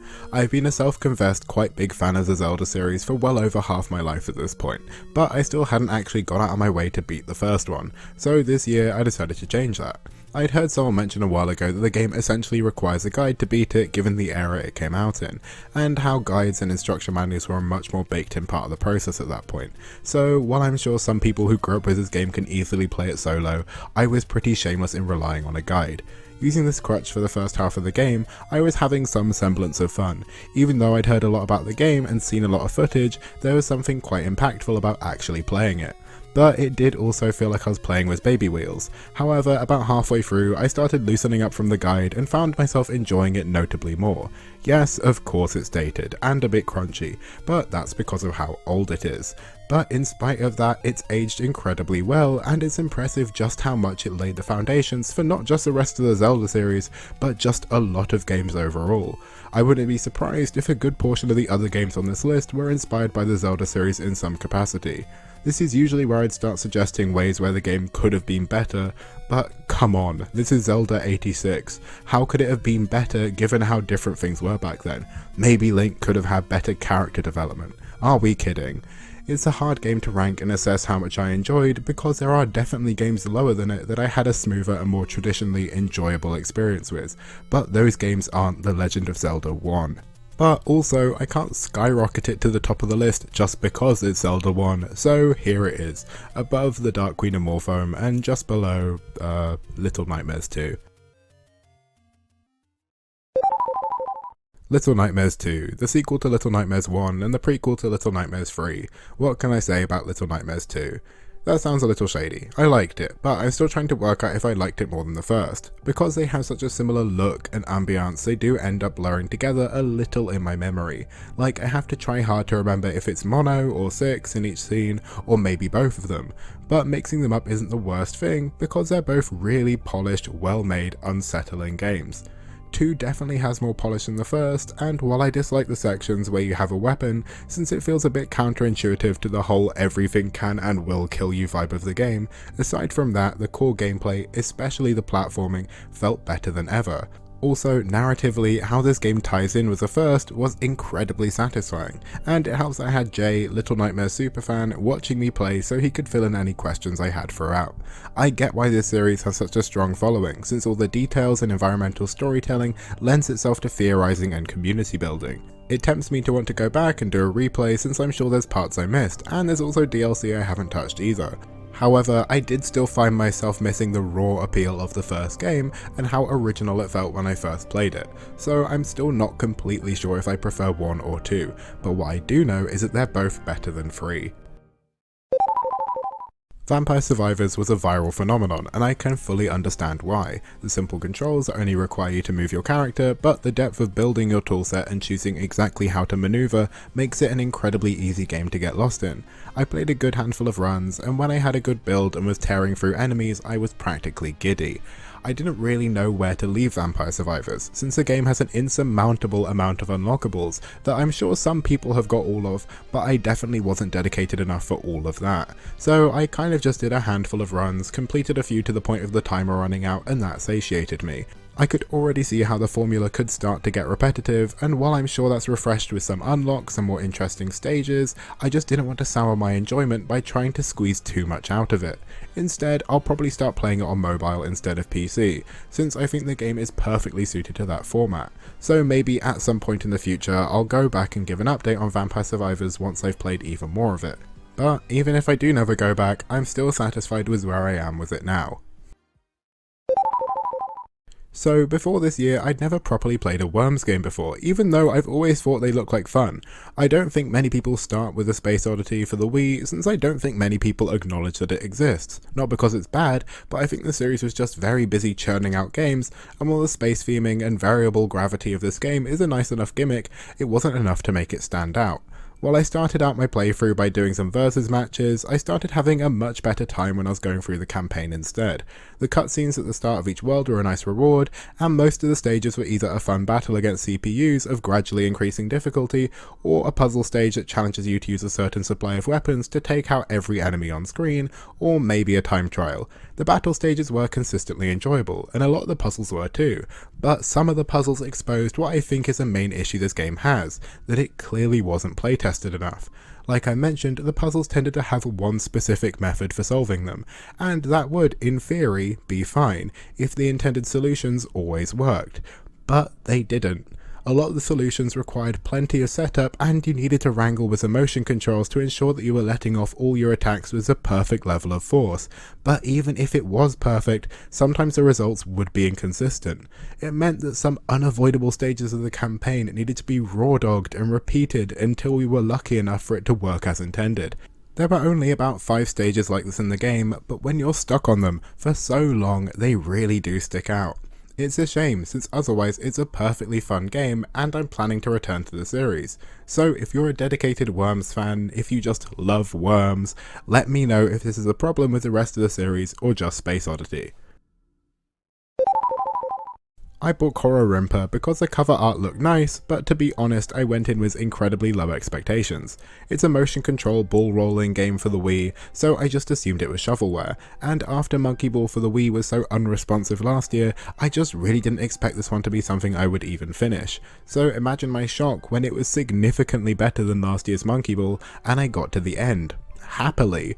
First of all, it was really responsive to the motion controls. Sometimes I forget that the Wii Remote did actually work as intended at times. Maybe I shouldn't be playing this many dated Wii games in the big year of 2025. But the motion controls being perfect was exactly what this game needed to be satisfying. As the game goes on, the levels get longer and longer, and then it did something which I didn't even know games like this needed. When they wanted to be more ambitious, they added checkpoints. Sounds simple, but games like this don't tend to use checkpoints, and it made the experience so much less frustrating. It wasn't forgiving per se, since it didn't reset your time, so if you're trying for a record it won't be helpful, but for just getting through the levels, it was great. It meant that I was enjoying the more creative levels of the late game without being terrified of having to repeat everything if I made one wrong move. Balancing games like this are never going to be the best game ever, but they can be enjoyable, and Rimper was smooth enough that I found my playthrough pretty meditative. So if you like this kind of game, this one is much better than it looks. I've been sitting on my copy of Crypt of the Necrodancer for years now, and I know it's a good game, and this is almost a year that I played it, but instead I tried out this year's spin-off Rift of the Necrodancer. Unlike the dungeon crawling focused main game, this one focuses way more on the actual rhythm element, while still finding a way to implement the dungeon aspect by turning the notes on the rhythm map into monsters. Each of the monsters has their own unique movement pattern, so you're not just having to pay attention to where the notes are coming from, but also how they move so you know when and where they'll hit. Yes, it's very gimmicky, but it's an effective way of spicing up what is otherwise a relatively stale format for rhythm games. At the start of the game in particular, I found it quite rewarding, but as you get further in and the tracks get more frantic, I found myself paying less active attention to where the notes will hit and more just memorizing the tracks since it was all just a bit much. It helps that the soundtrack was great, and a highlight for me was On, as it perfectly highlighted the game's combat rhythm hybrid, and it was also just a good song. The story was fine, if not a little tacked on, however I'll always appreciate a rhythm game putting in the effort of framing their gameplay instead of just chucking a bunch of tracks at you and saying, "Here, take it." So it was a cool idea, and I'm happy the Necrodancer team are trying something different, but I do think I'll have a better time when I finally go back and play the first game, hopefully next year. My first few sessions of Thirsty Suitors weren't really great. It was clear that the game was trying to be a lot of things. Turn-based RPG, dating sim, skating game, it's a lot of things that are usually the focus, all fighting for the spotlight, and it felt messy, and while I loved the style, I found my attention starting to wane. However, after not playing it for about a week, I gave it one more proper chance and decided to just play it in a longer session, and then it finally clicked. Thirsty Suitors is not the kind of game that should be split into short sessions. It suits a longer, extended play, and since it's a short game, you should be able to get through it in just a handful of sittings. After a while, it became clear that it was primarily a turn-based RPG, and it pulled that off pretty well. The main twist is that emotional states are like status effects, and all of the moves require using quick-time events similar to something like Mario and Luigi, or maybe a more contemporary example would be Claire Obscure, more on her later. The quick-time events were so showy, and the extraness of it all just never really wore off. You use similar QTEs for the cooking games too, and how over the top that was also never got old either. Maybe if the game was longer it would have, but in the end the game knew when to end. The story about generational expectations and trauma was also really well done, and it's surprising that it hit so hard while also managing to keep the tone light and with such a bright look, but it did. Framing it around a dating sim style, but with all the love interests being exes, could have been gimmicky, but luckily all the characters were given the development they needed, and it helped pace the game by splitting it into easily digestible arcs. It is worth mentioning that it was still a little unfocused. The skating never really goes anywhere, and you rarely actually need to use it, which is good since it just felt clunky. Also, some of the side quests felt a bit tacked on for the sake of padding the runtime. However, the problems with thirsty suitors are easy to overlook and mostly optional, while the best things about it are the core elements that give the game its identity. I appreciate its ambition, and if the same team ever want to make a similar game, hopefully they can recognise what to get rid of and what to build on. I don't think there is another game that is as disarmingly simple as Electhead is. I think the reason it manages to pull that off so well is because it leans into its simplicity so wholeheartedly. It's a Metroidvania-esque 2D platformer with the simple main mechanic of being able to detach your electrically charged head, hence Electhead, and use it to power different objects or fit under obstacles, or sometimes even throw it. But that's about it. For such a simple concept, it's pushed to its absolute limits, and will make you consider methods of puzzle solving that will always make you feel so smart once you finally figure it out, but it never pushes it to the point of feeling unfair. While the presentation is also very minimal, the pixel art is just slightly stylized to perfectly fit the vibe of the game, and any time the devs created a set piece or landmark in the world, it nearly always looked amazing. It's a humble game with plenty of secrets and is satisfying to beat the first time, but I can imagine it's even more rewarding the more time you put into it. It's not higher up purely because some of the puzzles did verge on frustrating because they do sometimes require a lot of unconventional thinking, and while that did have its payoff, I can only ignore the level of frustration so much. Still though, if you like a game with simple, refined gameplay that will have you switching between feeling like the smartest and dumbest person alive every other minute, then it's a good choice. For some short games, there really isn't a need to say too much at all. I really enjoyed Monument Valley, and it succeeded at everything it set out to do. The puzzles all have the core concept of making you question just what you're looking at, especially in terms of perspective. And since the first game is so focused with just 10 levels, it means that they've clearly edited and kept the best of the best. There's a bit of storytelling and world building going on in between, but it keeps it light. From what I understand, the rest of the trilogy is essentially more of the same, and for once I'm okay with that. By far the most unique thing about Tales of Kenzera is its cultural influence and theming, and there's nothing wrong with that. The Bantu cultural references combined with the traditional African music being spliced with synths means that the look and sound of the game had clear inspiration. Gameplay wise, it's a very refined, very clean Metroidvania, and as a fan of Metroidvanias, I really wasn't complaining. It was tightly paced with snappy platforming, and while the combat wasn't anything show-stopping, it wasn't bad by any means either. It feels like I'm building up to calling it average, but that feels reductive. It's a great Metroidvania for fans of Metroidvanias, and because of its inspirations and narrative focus on grief, you'll get something from it that you wouldn't get from other Metroidvanias. But then at the same time, if you've played a couple of other ones, this one won't introduce anything particularly revolutionary either. This game is such a Metroidvania of a Metroidvania that I'm truly getting tired of saying Metroidvania because it feels like it's losing all meaning. So I have to admit I must have been in an awful mood for the first 30 to 45 minutes of Planet of Lana. It had done nothing to offend me and wasn't bad or anything, but I was in just such a negative mindset that I couldn't help but think, oh, this is a perfectly competent and pretty puzzle platformer, but I'm just so bored by it. Which was unfair, but for whatever reason this mindset gave me such a thin patience that I almost dropped the game a couple of times. However, after the first hour, it starts picking up, building its own identity a little more, and that won my grouchy mood over. Having a companion character who you direct isn't exactly an idea that Planet of Lana invented, but Mui the cat thing is implemented really cleverly to make the puzzles increasingly gratifying throughout the game's runtime. And while the backgrounds and environments of the early levels are good, they just keep getting better, more unique, and more atmospheric the further you get into the game. I genuinely have no idea who pissed in my cereal, but I vividly remember how gradually this game won me over, and I just kept having to admit to myself, okay, this game is good actually. The only reason I can think of maybe why I had a bias against this game is that there was a week around the middle of the year where every advert on YouTube was a trailer for this game's sequel, so I have the first 5 seconds of it burned into my head in particular, but I don't think I'm petty enough for that to turn me so harshly against the whole game. But yeah, this game has some great emotional moments. It's cliche, but it's very Ghibli, and it manages to strike the balance between style and substance that so few games manage to perfect. Like a lot of the games around the middle of the ranking like this, I don't think it'll change your life, but it's made really well, and if you like games like this, then you'll like it. One of the last games I played for my now defunct 2008 video was a very delayed Red Steel 2 from 2010. I never played the first, but I was happy to discover that the sequel is a complete standalone, so I didn't need to study up on any lore. But I was arguably even happier that it's one of a handful of Wii games that use a Motion Plus accessory. Slightly more accurate swordplay, I mean, you had me at swordplay. The mixture of Wild West with a samurai movie gives Red Steel 2 a very unique look, and it's even better with the slightly cartoonish cel shading. I don't get to say this very often, but this Wii game has aged very well. The whole game honestly looks stunning, if not occasionally a little samey towards the end. It still retained that early 2000s industrial grungy edge that some cartoons had, and the animation in the cutscenes always surprised me with how expressive it was.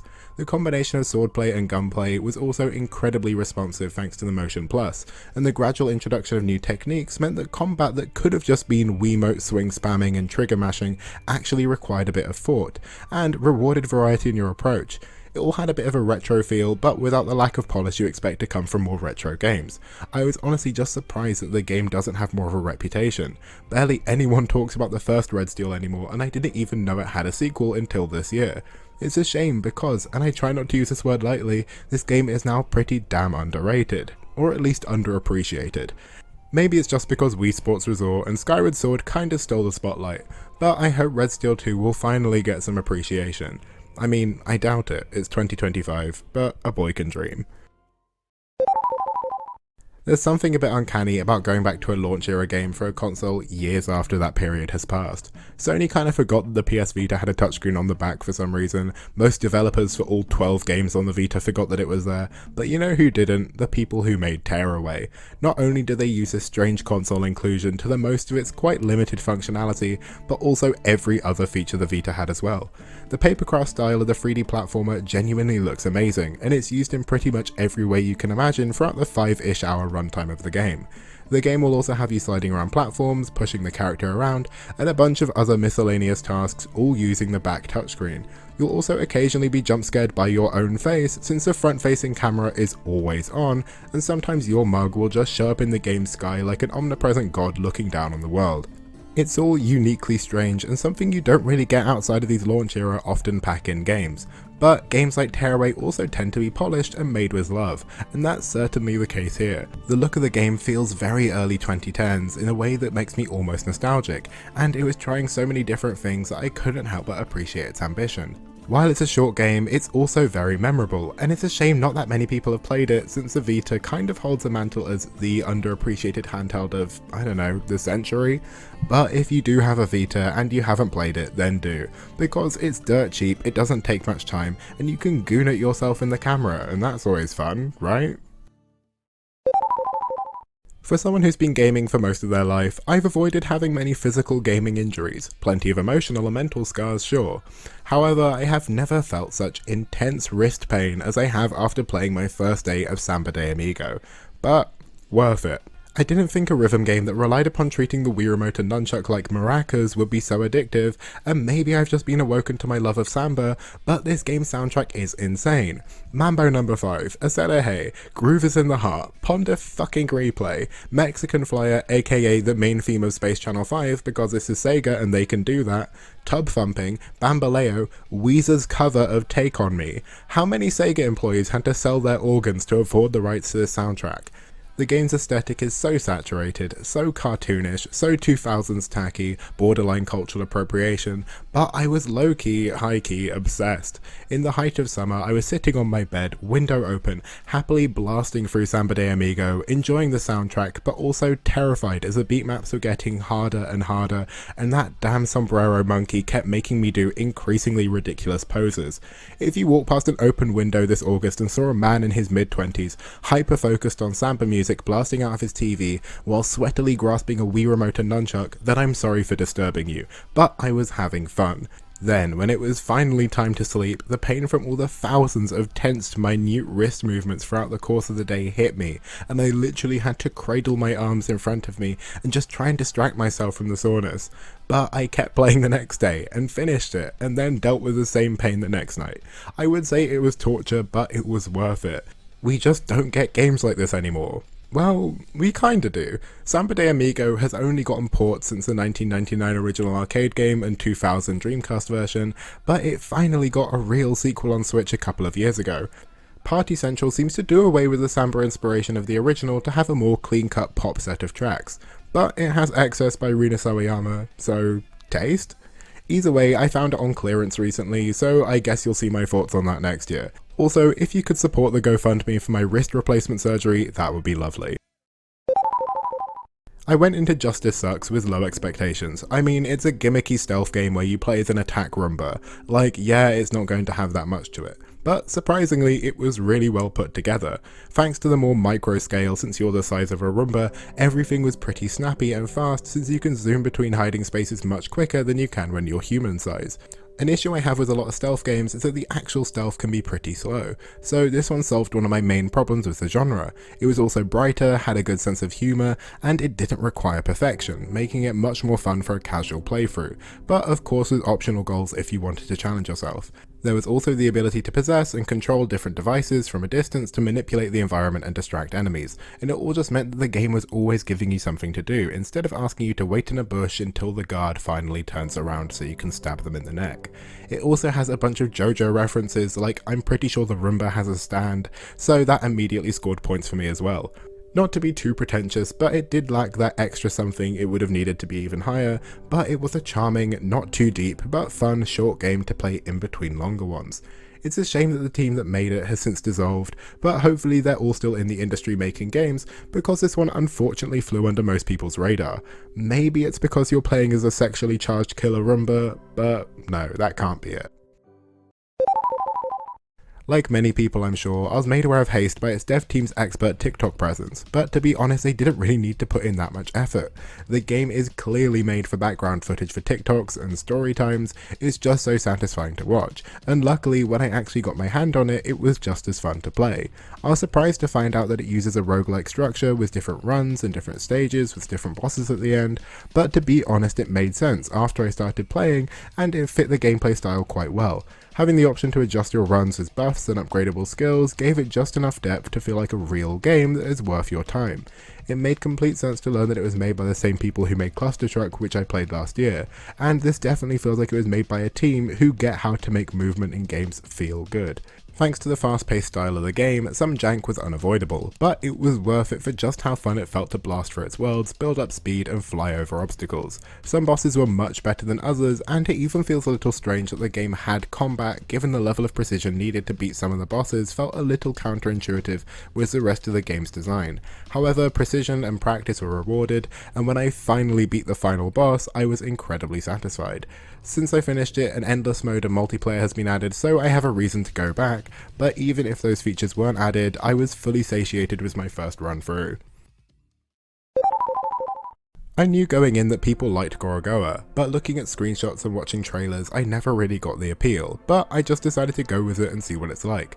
It's very simple, you just slide a set of pictures over each other in different ways until you get them to do what you want them to do. The sets of pictures can be manipulated and lined up in a variety of increasingly complicated and mind-bending ways, and it's all pulled off with such an inspired sense of artistry, and somehow a story is also being told throughout the pictures as well. It's all just designed so intentionally. Who knows, maybe I'm overselling it. It's good. No, it's really good actually. If you like unconventional puzzle games like Monument Valley for example, I think you'll like this one. Like most logically charged games like this, there are some moments where you'll just be randomly moving shit about until it clicks, but that wasn't happening often enough for it to drag the experience down. I honestly think when a game looks this good, you can forgive a lot.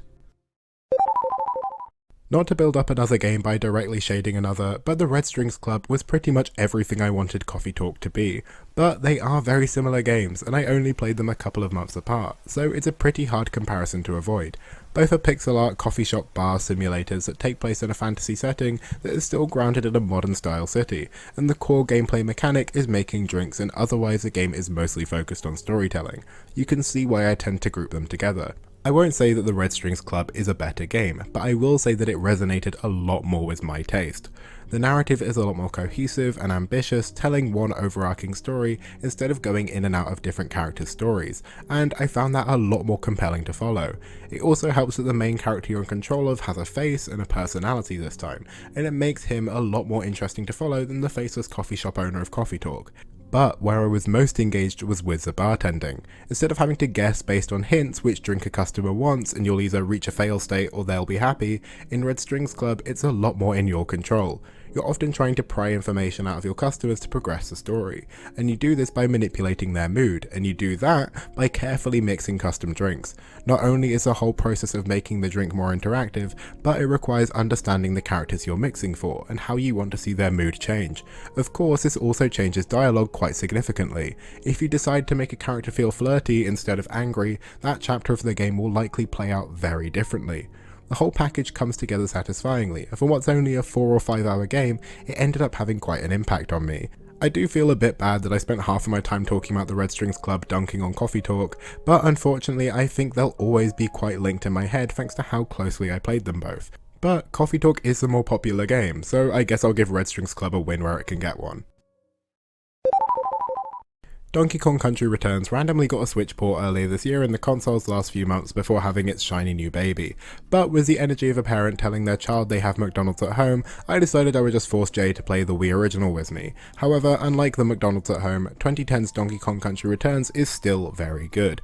I'd only played the Country series in passing before this, playing the first world of this one at a family friend's house probably around 2010, and then playing a small sampling of Tropical Freeze a few years ago, so I knew going in that these games are hard as balls, but damn.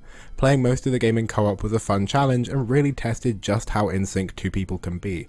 But by the last couple of worlds, the juice truly wasn't worth the squeeze. Having two players rarely gives you an advantage at this point, but you're burning through your lives twice as fast. So at some point we retired the second controller and just decided to take turns depending on who was better at the different level. It made getting through the challenging campaign rewarding, and once we'd finally beaten the final boss, I was the one to beat the final boss, not that it matters, it felt like a proper achievement, and I'm happy to say that we beat the game. Together. Even on the Wii it felt perfectly responsive, but I wish I didn't have to rely on the tiny D-pad for platforming, but I got used to it. So after this I'm definitely up for Tropical Freeze, but I won't be underestimating it. I spent the last couple of years playing the two existing Katamari ports on Switch, and after finishing We Love Katamari last year, I assumed that if I wanted to keep playing, I was going to have to find an older game on the original hardware since no new Katamari games had come out for over a decade. That's why I felt personally blessed when Once Upon a Katamari was surprise announced and then released soon after in the second half of this year.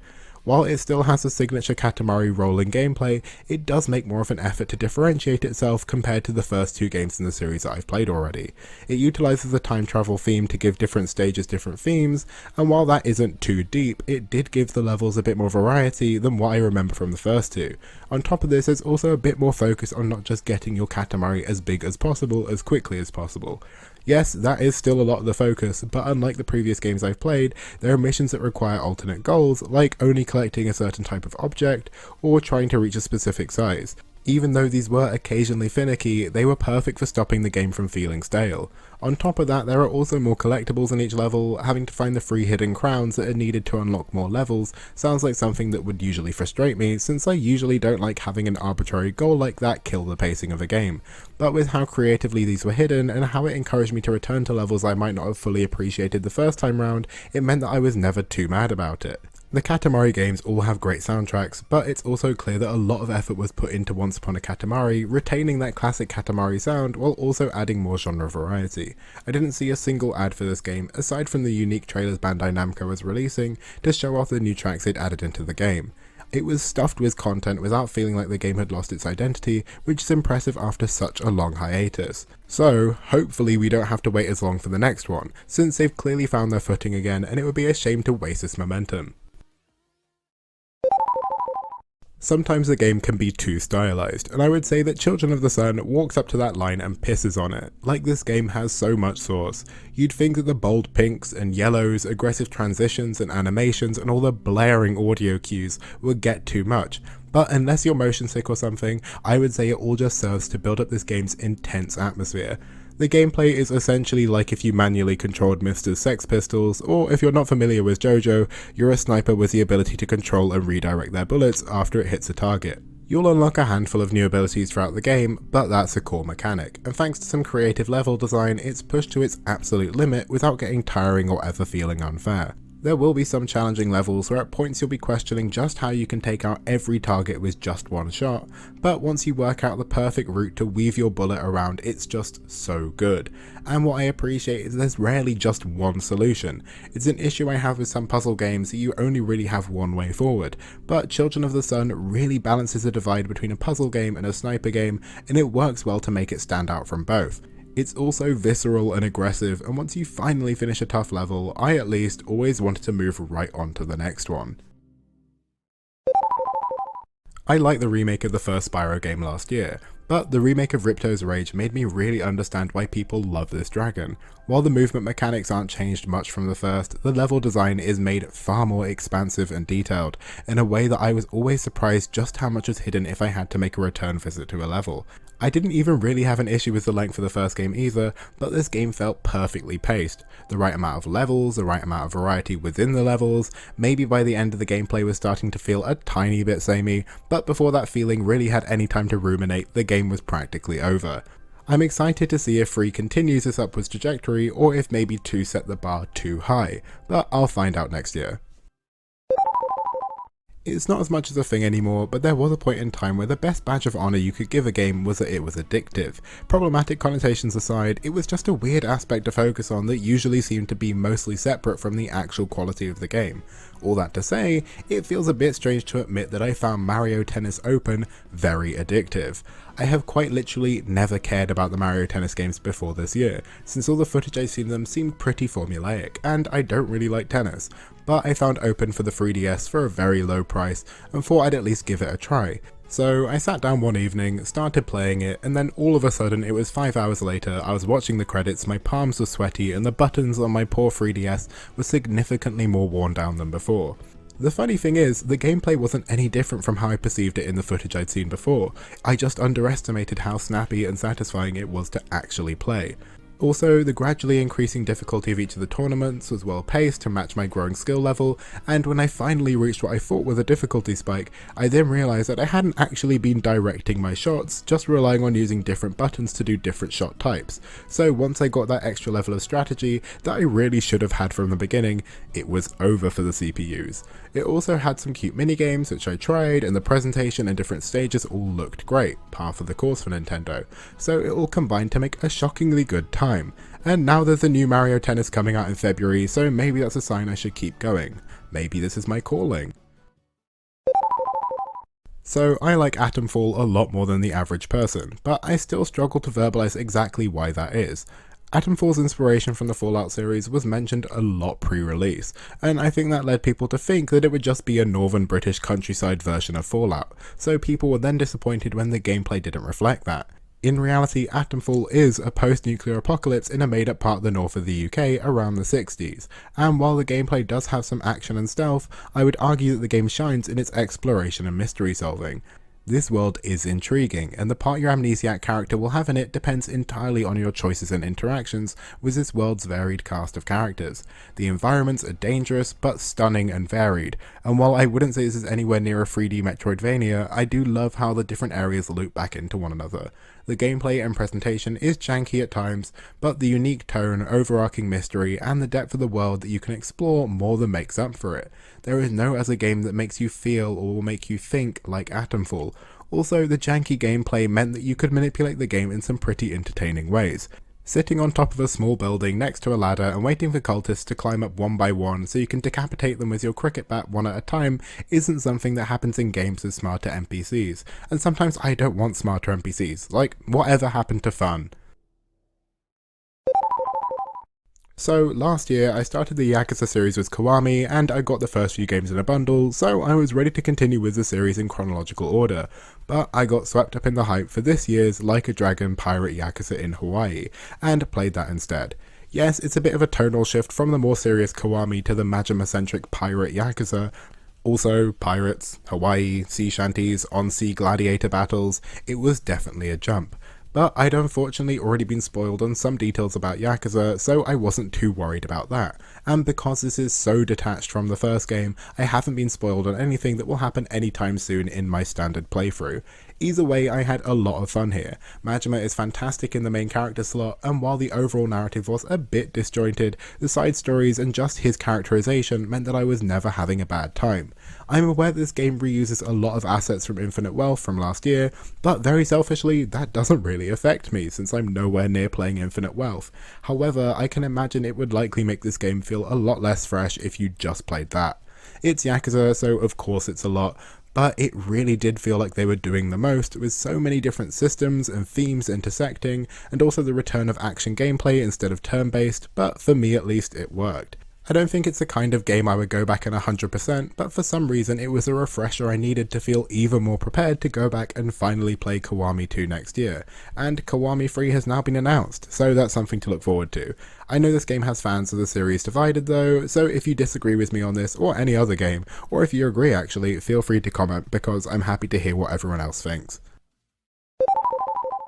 Rise of the Ronin immediately scored points with me for having a character creator that gives me one particular option, but then it lost points with me pretty quickly after that for its tutorial really dragging.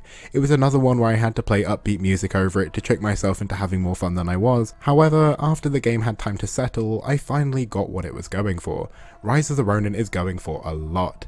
There is a comically high number of different types of primary and secondary weapons to choose from, and for each of these there are different styles of using them to master, unlocked by befriending characters or beheading bounties. The skill tree is needlessly convoluted, and you'll be inundated with an unprocessable amount of loot every time you think about a treasure chest.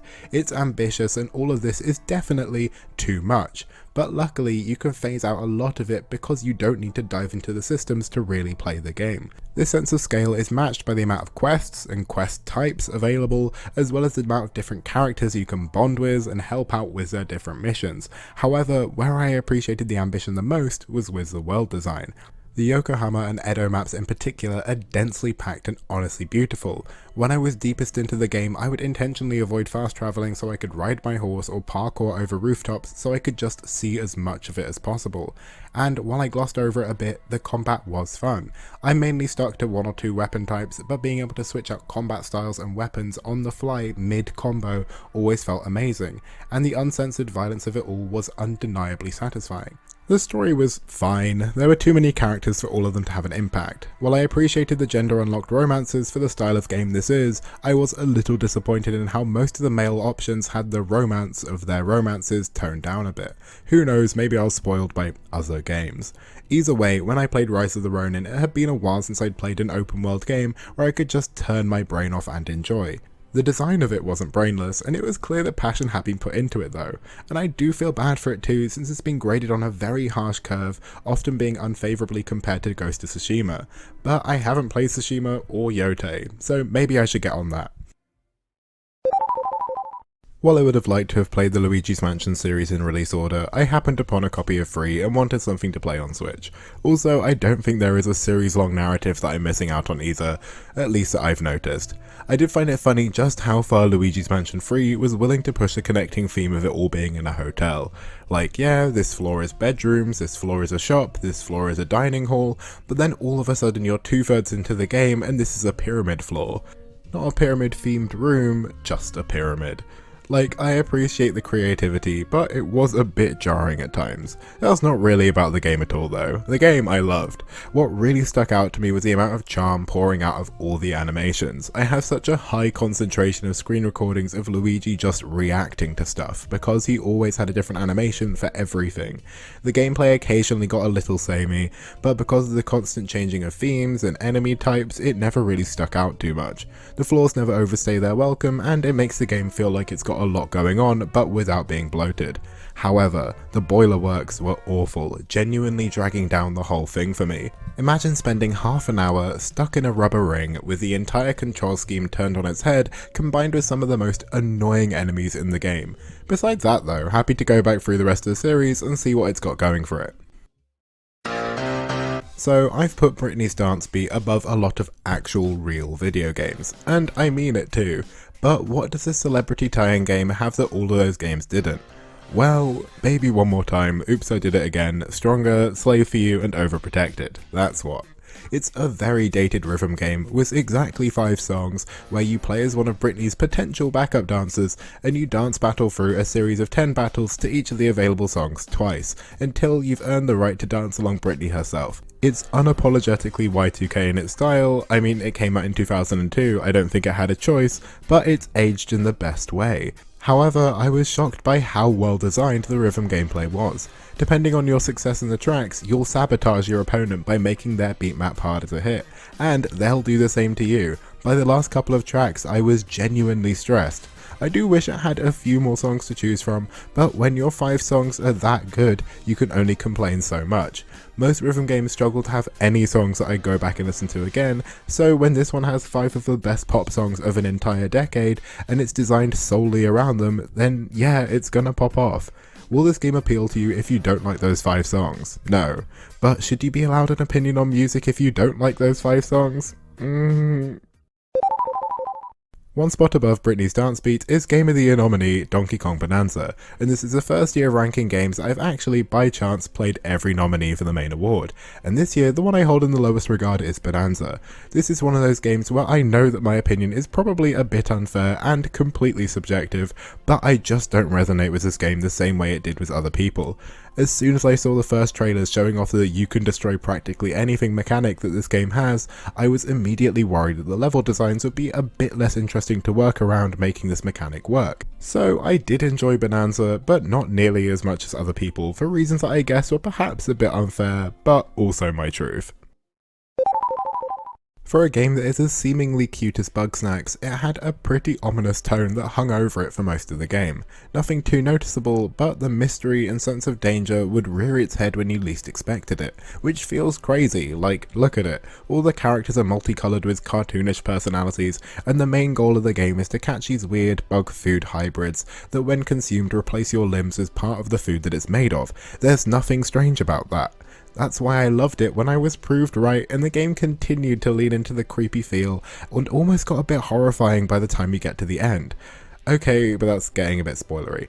Bugsnax is a very Moorish game, and its ambience only really makes you want to keep playing, especially since it's paced so well. I didn't expect to get so attached to the characters so easily, since, you know, they look like that. But a lot of them are given enough attention, and there are side quests to better get to know them. It all makes this weird setting feel more lived in and real, in spite of how childish and unreal it looks. The Bugsnax catching was mostly satisfying and had some fun uses of environmental puzzle solving to work out how to catch some of the more awkward beasts, but then there were others where I just had to give in and look up a guide. I wish there were a few more options in the game to help you work out how to catch some of them, but I'm not too annoyed since the guides were so useful. I just didn't expect a game that plays like this and presents like this to be so intriguing, but because it was so well conceived and constructed, I just kept going until I reached its surprisingly dark ending.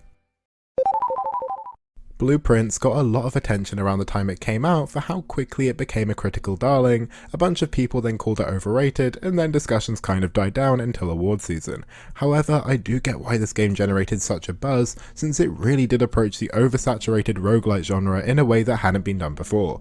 With how popular roguelites have become, it does feel like every genre has been turned into one in some capacity, but Blueprints managed to make it work so well for a mystery puzzle game that I can't help but respect it for that. The puzzles are built up in a way that's always so rewarding when they finally click, and the game is presented in a distinct but ominous style that makes the game have a unique feel that is slightly oppressive, but makes you want to keep playing. However, it also runs into a lot of the same issues roguelites have, and if anything they're made even worse thanks to the structure this game uses. I am by no means the first person to complain about how much your runs can be fucked by random chance that is wholly out of your control. But in a game like this that doesn't actually rely on gameplay skill, rather problem solving and just using your brain, that sucks. It's not like you could have played any differently, this run was just never going to work. Even if you've already worked out the solution, you'll just have to wait until next time, maybe. It meant that even though I was enjoying uncovering all of the optional side secrets and background details that are hidden under more puzzles, once I'd reached the credits, I was ready to move on. Not because I didn't want to keep playing, but because I didn't know how much patience I had left. I don't know how this could be fixed, since even small tweaks would shift the DNA that makes what works about this game so good. But even with these issues, I still spent most of the time playing Blueprints, enjoying the puzzle solving and vibe. I liked how the game encouraged you to use a notebook, but it also would have been nice if the game just kept track of certain clues for you. Again, maybe I'm just lazy, maybe changing that would have ruined the magic. So for now, I'll just appreciate it for the game that it is. In spite of being two very different games, and what I liked about Blueprints and Balatro is completely different, but they both share the same flaw in my eyes, which is a reliance on luck. Sure, a lot of roguelikes rely on luck, and Balatro is literally based on card games, of course it's going to rely on luck, but that doesn't change my very sensitive feelings. However, I still really enjoyed it. I get why Balatro sweeped all the indie categories last year. For such a simple core premise, you can make your runs absolutely absurd, and while luck is a factor, if you're strategic enough you can manipulate this game to bend over for you. I can see why so many people get addicted to it as well, since its runs are so fast paced and there's a level of customization that just makes you want to try something new out every time. It's definitely the kind of game I want to go back to because it's so Moorish. I had to cut myself off cold turkey and move on to a different game before Balatro would become a problem. But who knows, I still have more time to fall back into that rabbit hole.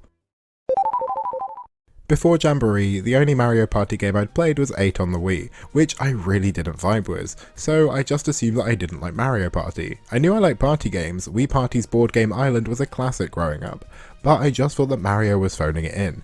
But after seeing that Jamboree had a good reaction, and with a very social winter 2024-25, I picked it up and played a lot of it. My only issue is that it maybe could have used a couple more boards or switched out some of the ones it settled on for others, but besides that, Jamboree was great. Most of the boards had gimmicks that were just the right level of unfair to keep it entertaining, and there were very few minigames that made us groan when they came up. Sometimes it's just nice to have a game that you can introduce to people who don't really play games that often and have them not feel completely out of their depth. Should that accessibility and the fun I had playing this in a big group push it perhaps a little higher up this list than it should be? Maybe not, but I'm not trying to be objective. If you've avoided Mario Party for any particular reason over the years, then I promise that Jamboree is a great place to get into it. I was massively hyped for Mario Kart World. I mean, of course I was. A new Mario Kart after spending a decade playing the fuck out of the last one, and it seemed to be dedicated to trying something new. The open world and connected map seemed to be a perfect new direction for the series. Also, it's coming out as a launch title for the new Switch, so that kind of multiplies its hype with the hype for the new console. I don't think I was excited for one game this year more than I was for this one, which just isn't a good idea. Games can rarely live up to the hype, especially if you raise it as high as I did. However, Mario Kart World still managed to do a lot right. A lot of the new tracks are fantastic, the new look, the new controls, the small tweaks made to racing, bringing back having set karts instead of having to customize one every time, and I also liked racing between courses in Grand Prix, even though I know that puts me in the minority. Knockout Tour was also a lot of fun too. It's one of the first side modes in Mario Kart history that I actually wanted to put time into instead of just doing Grand Prix. However, what I was the most excited for was a big open world that contextualized all of these new features, and unfortunately that's where I'm the most sour. I don't know why Nintendo decided that there would be absolutely no comprehensive way to track how many of the collectibles you found besides just giving you a number. And while I get that you're supposed to just want to randomly explore and find them whenever, when there's no real reward and you make the process of finding them so random and tedious, you kinda just won't do it. Nintendo don't even seem that proud of the mode, like it has this tiny little prompt to open it on the main menu like it's subpar from the actual main modes, because it kind of is, and because of this inclusion the other modes are held back. I think the course design is a little toned down from previous entries because all of the courses need to neatly slot into the open world. The best example of this is that the best course, Rainbow Road, just so happens to be the only one that isn't in the open world. And while I like riding between courses in the open world, it's crazy that Nintendo doesn't give you the option for a traditional Grand Prix setup. It's just a lot of Nintendo's have fun but our way policy which gets grating, especially when coming off a game like 8 Deluxe that gave you so many choices. While Mario Kart World is solid and fun, it also feels a bit unfinished and like it's missing something, which I don't think is what Nintendo are going for. Hopefully it gets some updates to make it feel a little less sparse and a little more playable, but since it's Nintendo, I won't hold my breath that will happen anytime soon. For those who are unaware, the team behind Journey to the Savage Planet were essentially all fired the same day that game came out, and it's only by good luck and hard work that a lot of the same team were able to reform, get the rights to the IP and release this year's sequel, Revenge of the Savage Planet. And this time, for some reason, it feels like the narrative theme of sticking it to the faceless corporation that fucked you over seems to be even more cutting. It also helps that the game is really cleanly put together. I love when a 3D platformer / Metroidvania like this one makes movement and progression so fun, and this one does it perfectly. You start with a simple hop, and by the end you're triple jumping into an air grapple and the sky really is the limit. Each of the planets are fun to explore, and the hidden details and creatures you capture give you plenty of goals to keep you busy. Also, the decision to continue using live action for the cutscenes and background adverts gives the game a really distinct look and adds an occasionally crude sense of humour that always made me at least chuckle. My only issue is that the combat was a bit dead against normal enemies since the gun didn't get that many interesting upgrades in comparison to all the platforming abilities, but at least the bosses were fun. I've played so many great AA games this year, so I hope they get the attention they deserve. Fun fact, I got back into Pokemon with Omega Ruby and Alpha Sapphire after having a few years break of I'm too old for Pokemon that only really lasted for like 3 years, but that meant I missed X and Y when they launched, but I remember vividly thinking I'll just wait for Z to come out. Well, we now pretty much have the closest thing we'll ever get to Pokemon Z, and yeah, I'll say it's worth the wait. I have my qualms with how Pokemon Company churn out games by not giving their talent the time and the budget to create games on the scale they probably should, but I'll save it because it's tired at this point. Like, the game could have looked better and a bit more polished, but luckily none of that really impacts how enjoyable the gameplay is. I appreciate that ZA understands what made Legends Arceus fun and condenses it for you so you can do it all more efficiently with less hassle and load screens, and makes it even better. I found myself willing to do side quests since it's so easy to just happen upon them, and I loved how they all helped build up that feeling of this being a living breathing city with Pokemon. The character customization for clothes and hair colouring is also the best it's ever been, but I do wish there were more choices for hairstyles. DLC is coming out soon so they could add it there, but it also shouldn't be the job for DLC to add more than like 12 hairstyles. I'm nitpicking though. What's really worth praising is that I love what this game does with the cast of characters. Pokemon games always have great character designs for the humans too, but sometimes we don't get a chance to properly appreciate them because they'll show up for like one encounter and then never appear in the story again. But here, there's fewer characters than usual, but they all reappear, get some semblance of development and actual characterization, and we actually get a sense of how they fit in the world. It's something I hope Pokemon sticks with because I really loved how the whole cast fit in. Especially Corbeau. Oh yeah, but the lack of voice acting is egregious though, like what are we doing? I haven't even mentioned the battling, which I love. The more active style worked surprisingly well for a first attempt, and the reintroduction of Megas felt long overdue. I'm going to need to start campaigning for Mega Skuntank and Ambipom soon enough, but maybe I'll do that next year. While ZA still had a lot of the issues that Pokemon Company seem to still be stubbornly clinging to, it was a lot of fun to play and also showed signs of stepping in the right direction. So hopefully next year's new generation is a bit cleaner than last gen's, but I'm not going to bet on it. Playing Shadow of the Colossus took me far too long. Not the actual playthrough, that was pretty quick, but finally bringing myself to play it took a while. I've owned it for ages, but I'd heard such mixed things about how painful and awkward some moments of gameplay are that I just found excuses to put it off. However, last year I got a comment practically berating me for having not played this classic already, and honestly I'm grateful because it pushed me to finally get around to it this year. Yes, some of the Colossi don't really play out as I think they were intended to, however the vast majority of them do, and those moments hit so hard. When someone mentions that a game has cinematic moments, for me at least I always assume that the cinema of it all kind of takes away from the gameplay aspect and it becomes more of a passive experience, maybe with some quick time events. But that isn't the case here. Grappling with and defeating these humongous beasts is a fully interactive process, and the controls make you feel immersed. Just the scale of it all mixed with the tone and the lonely world, like I get why this game is held in the regard it is. So yeah, sure that horse jump at the end is annoyingly easy to fuck up, but besides a few moments like that, I fully get it now. I love when a game is unapologetically its own thing, and even though South of Midnight has been labelled a PS2 era throwback 3D platformer, I feel like it's so much more than that, sometimes to its detriment. First of all though, the world design, the character design, the stop motion art style that you can disable if you don't like it, the narrative, the music, the southern folklore, it all combines to give this game an atmosphere and look that just can't be found anywhere else. I love Coraline, and this feels like the same team decided to make a game. The platforming matches the detail put into the world design, and you'll keep learning new moves and maneuvers that means that getting around never feels stale. Hazel is such an enjoyable protagonist to follow as well, and her journey to reunite with her mum, all the while being exposed to creatures from southern folklore causing trouble, it's just inspired. Also, love that she gets free outfit changes. It doesn't really make the game that much better, it's just something that I liked. However, the game also has combat. The combat is serviceable, it's actually quite fun at times. The problem is that it just comes up quite frequently, and there just aren't enough enemy varieties to keep it fresh. Even if the game just cut down the amount of combat encounters by like a quarter, or just added 2 or 3 more enemy types, then it would have helped massively. But as it was, I kind of just glazed over for the fights in the second half of the game. I think it's quite telling that half of the bosses are just platforming challenges. It's like that the game knew what its strengths were but had already gone too far with the combat to get rid of it. Still though, the combat is inoffensive, and the platforming and well, everything else is more than enough to make up for it. I don't think many people are still talking about how good Hotel Dusk Room 215 for the DS is, which is a shame because it really is. I love when a game has such a strong sense of what it is and what it wants to be, and then fully commits. Hotel Dusk Room 215 is a detective game where you explore and interrogate the residents of the eponymous Hotel Dusk over the course of one very busy night. The story is full of twists to the point of being borderline convoluted, but because the characters, especially the lead Kyle Hyde, are so strong, you don't really notice how batshit it is until you're looking back on it.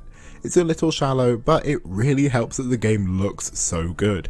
The rotoscoped animation brings the cast to life in a way I don't think any other game from 2007 on the DS can match, and it's just such a timeless choice that gives the game such a distinct visual identity.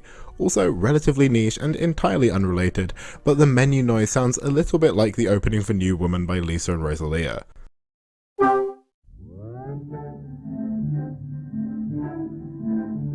Not to be pretentious, but Nubby's Number Factory is to me what Balatro was to a lot of people last year. That's not to shit on Balatro, this game is just, well, everything to me.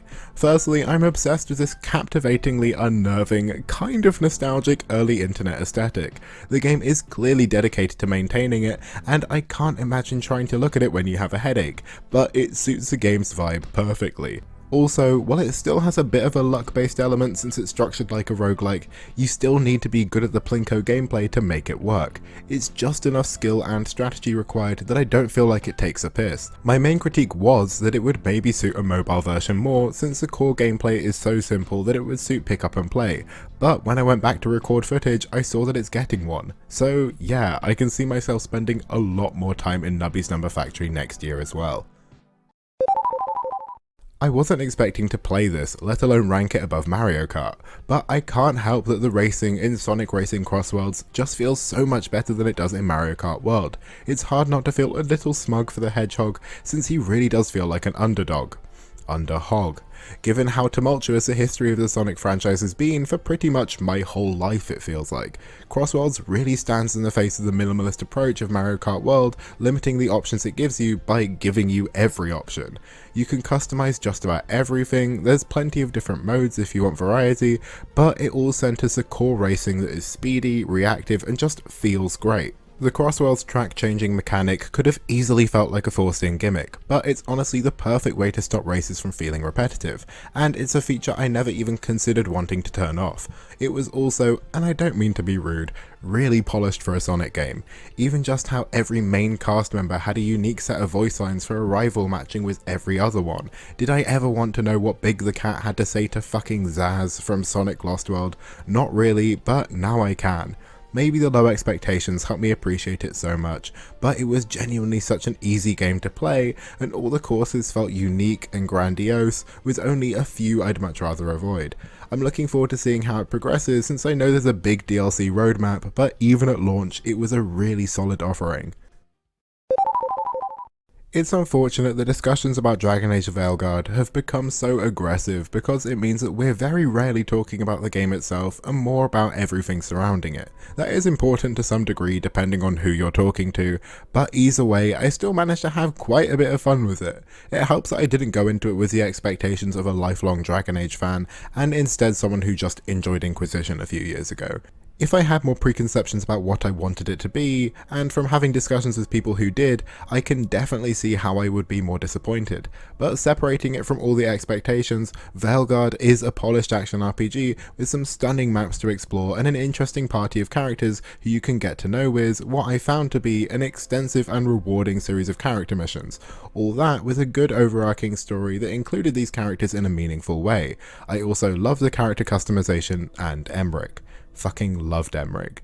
In spite of that, you can feel the game's troubled development, and so many of my lingering questions were answered when I found out that the game spent a lot of its development being treated like a live service game. But I'm happy the direction was changed and that it wasn't cancelled. It got a little repetitive at times, likely a sign of that live service side coming through, but playing as a mage I loved how flashy all the battle animations were, and combat was never something I avoided since it was snappy, rewarding, and just the right amount of challenge throughout the game.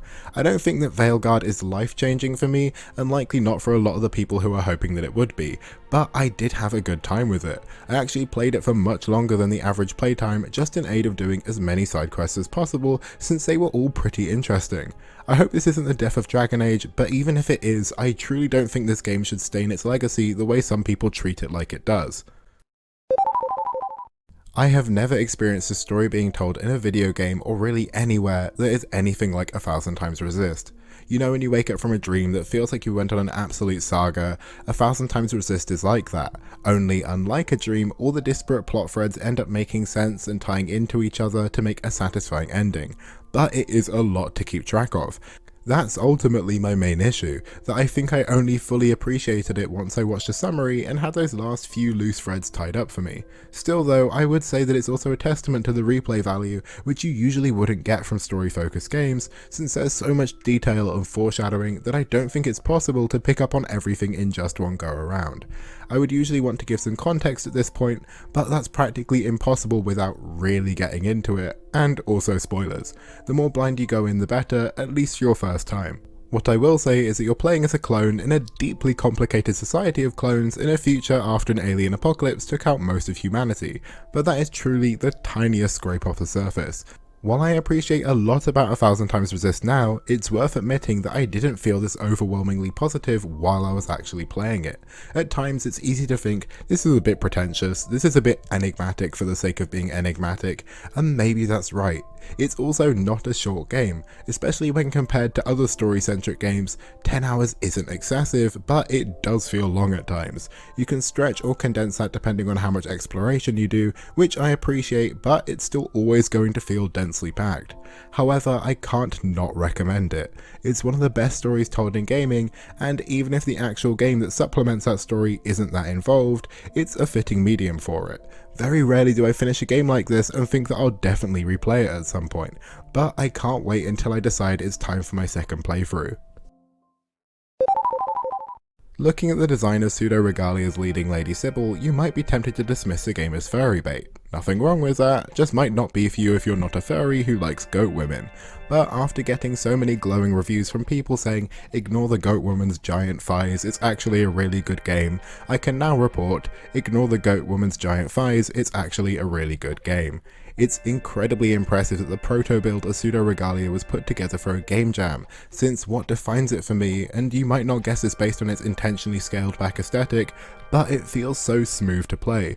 Like any good 3D Metroidvania, you'll continually unlock more platforming skills and attacks, and use these to get around the world, and it just works perfectly. In spite of there being no fast travel, I was never bothered, since by the end I knew the world like the back of my hand, and would happily hop, skip and slide my way wherever I needed to go. I hesitate to say play it if you want a nice short and tight 3D Metroidvania, since I think when you mention a game being shorter than the genre standard, people will assume that it's less deep, but that really isn't the case here. While a playthrough will probably only take about 5 hours, it's a fully packed and mechanically rich 5 hours that sticks out to me even though I played it all the way back in January. My only two issues that I realised upon finishing were, 1, map markers would have been lovely, since on a couple of occasions I would have realised what I was missing if I could have marked it out.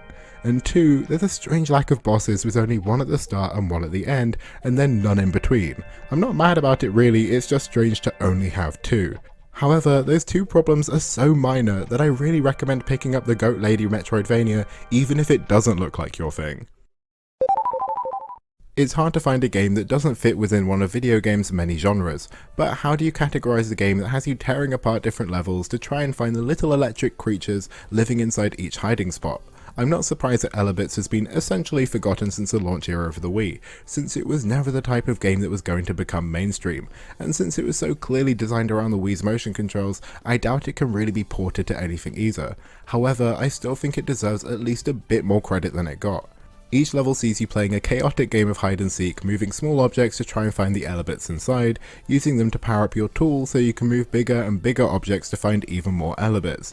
The way you build up power is pretty akin to Katamari, and the destruction you leave in your wake also aids the comparison too. However, you need to be a bit more strategic here, since you're not just rolling around, and you also need to use your tool to activate different devices that could be hiding more Elebits.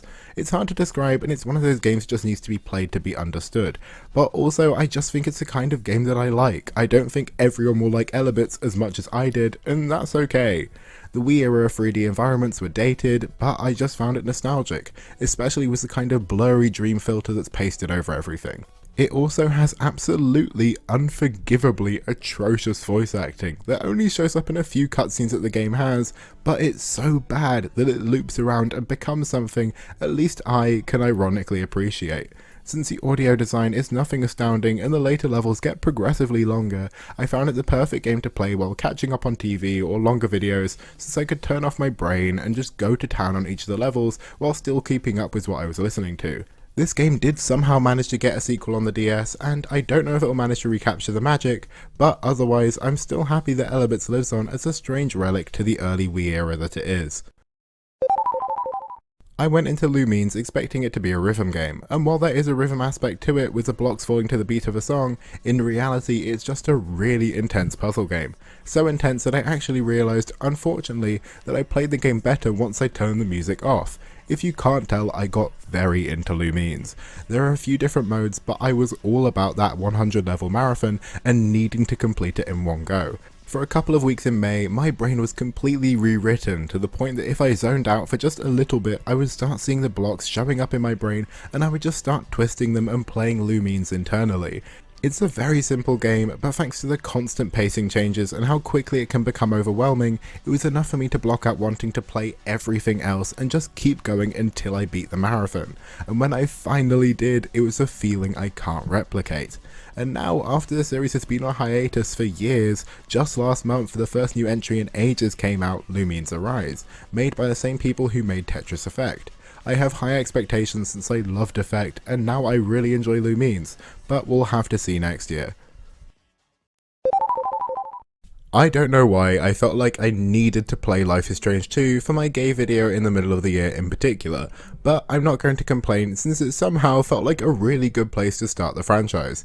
I love a road trip game, and while Sean and Daniel's trip was anything but cozy, I loved watching them travel and grow and the people they met as they tried to escape the country.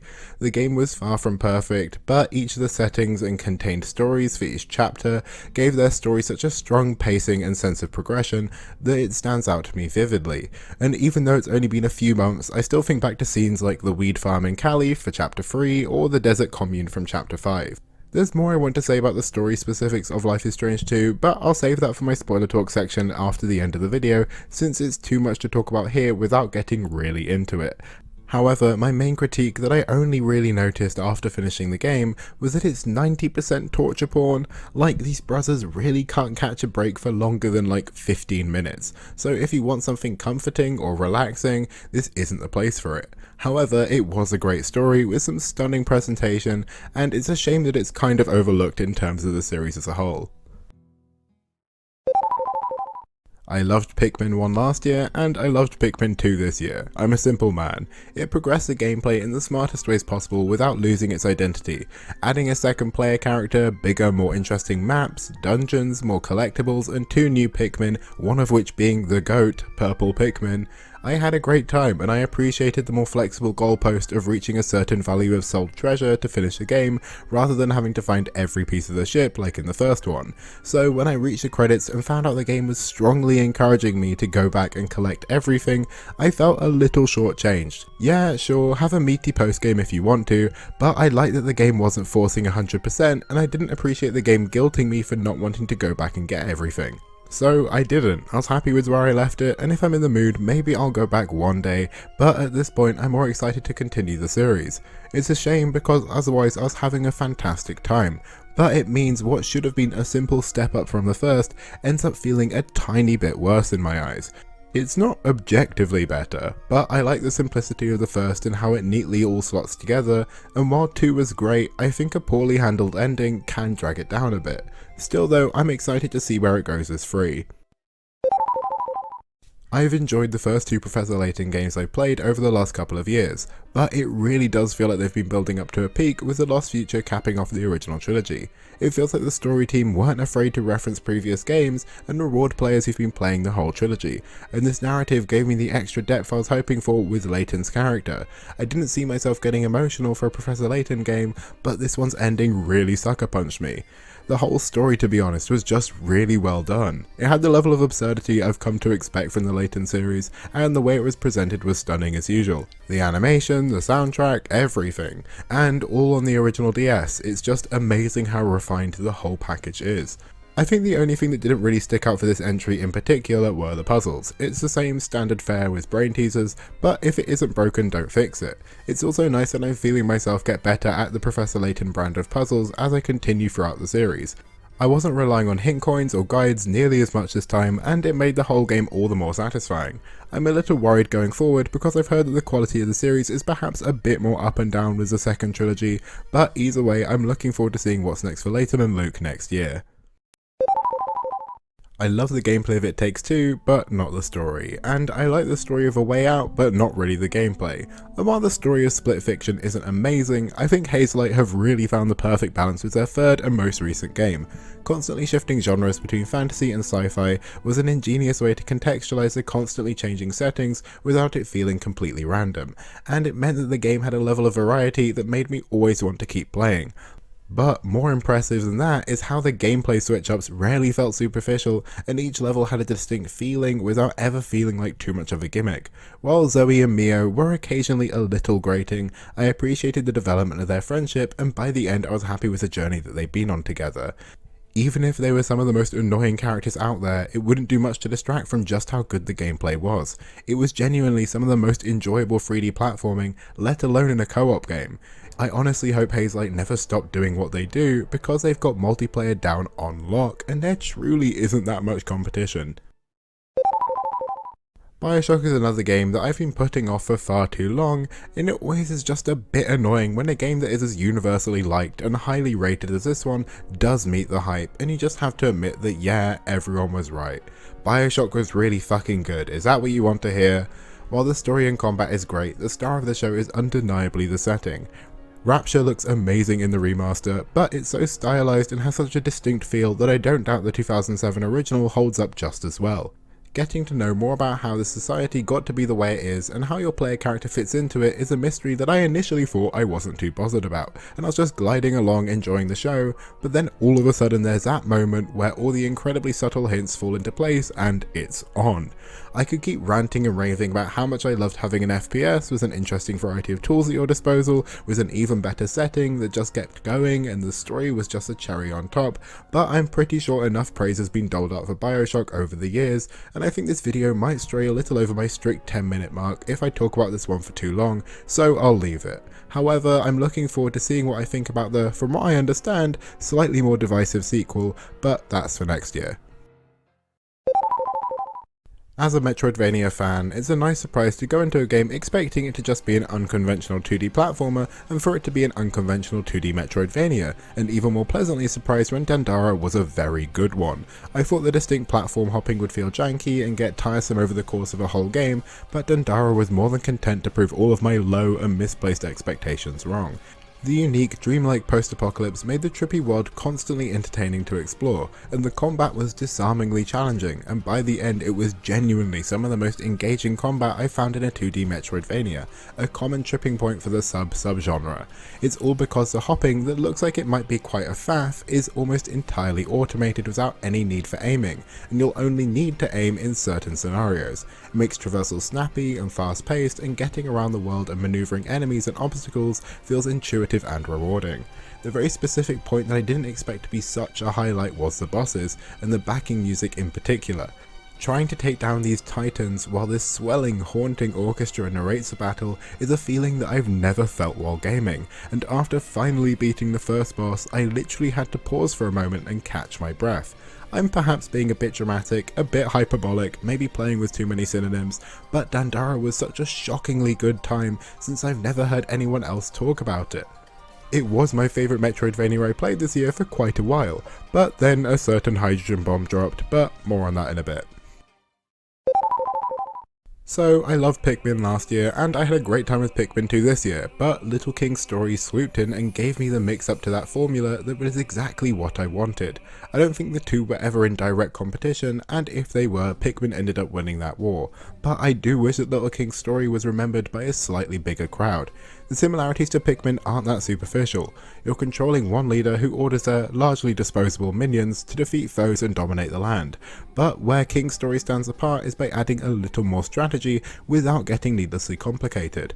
There's a simple kingdom builder that you're managing in between campaigns with your soldiers, and then here you'll train your citizens to specialise in different roles that will make them useful in different ways when you take them out on your adventures.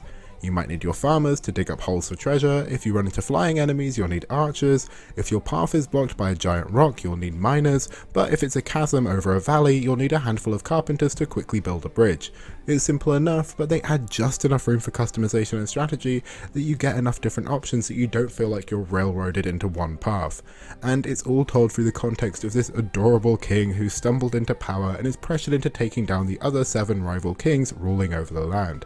The map is densely packed and fun to explore with your team of citizens, and each of the bosses switches up the combat with their own gimmick, some more successfully than others, but they're also absurd that I can't bring myself to complain.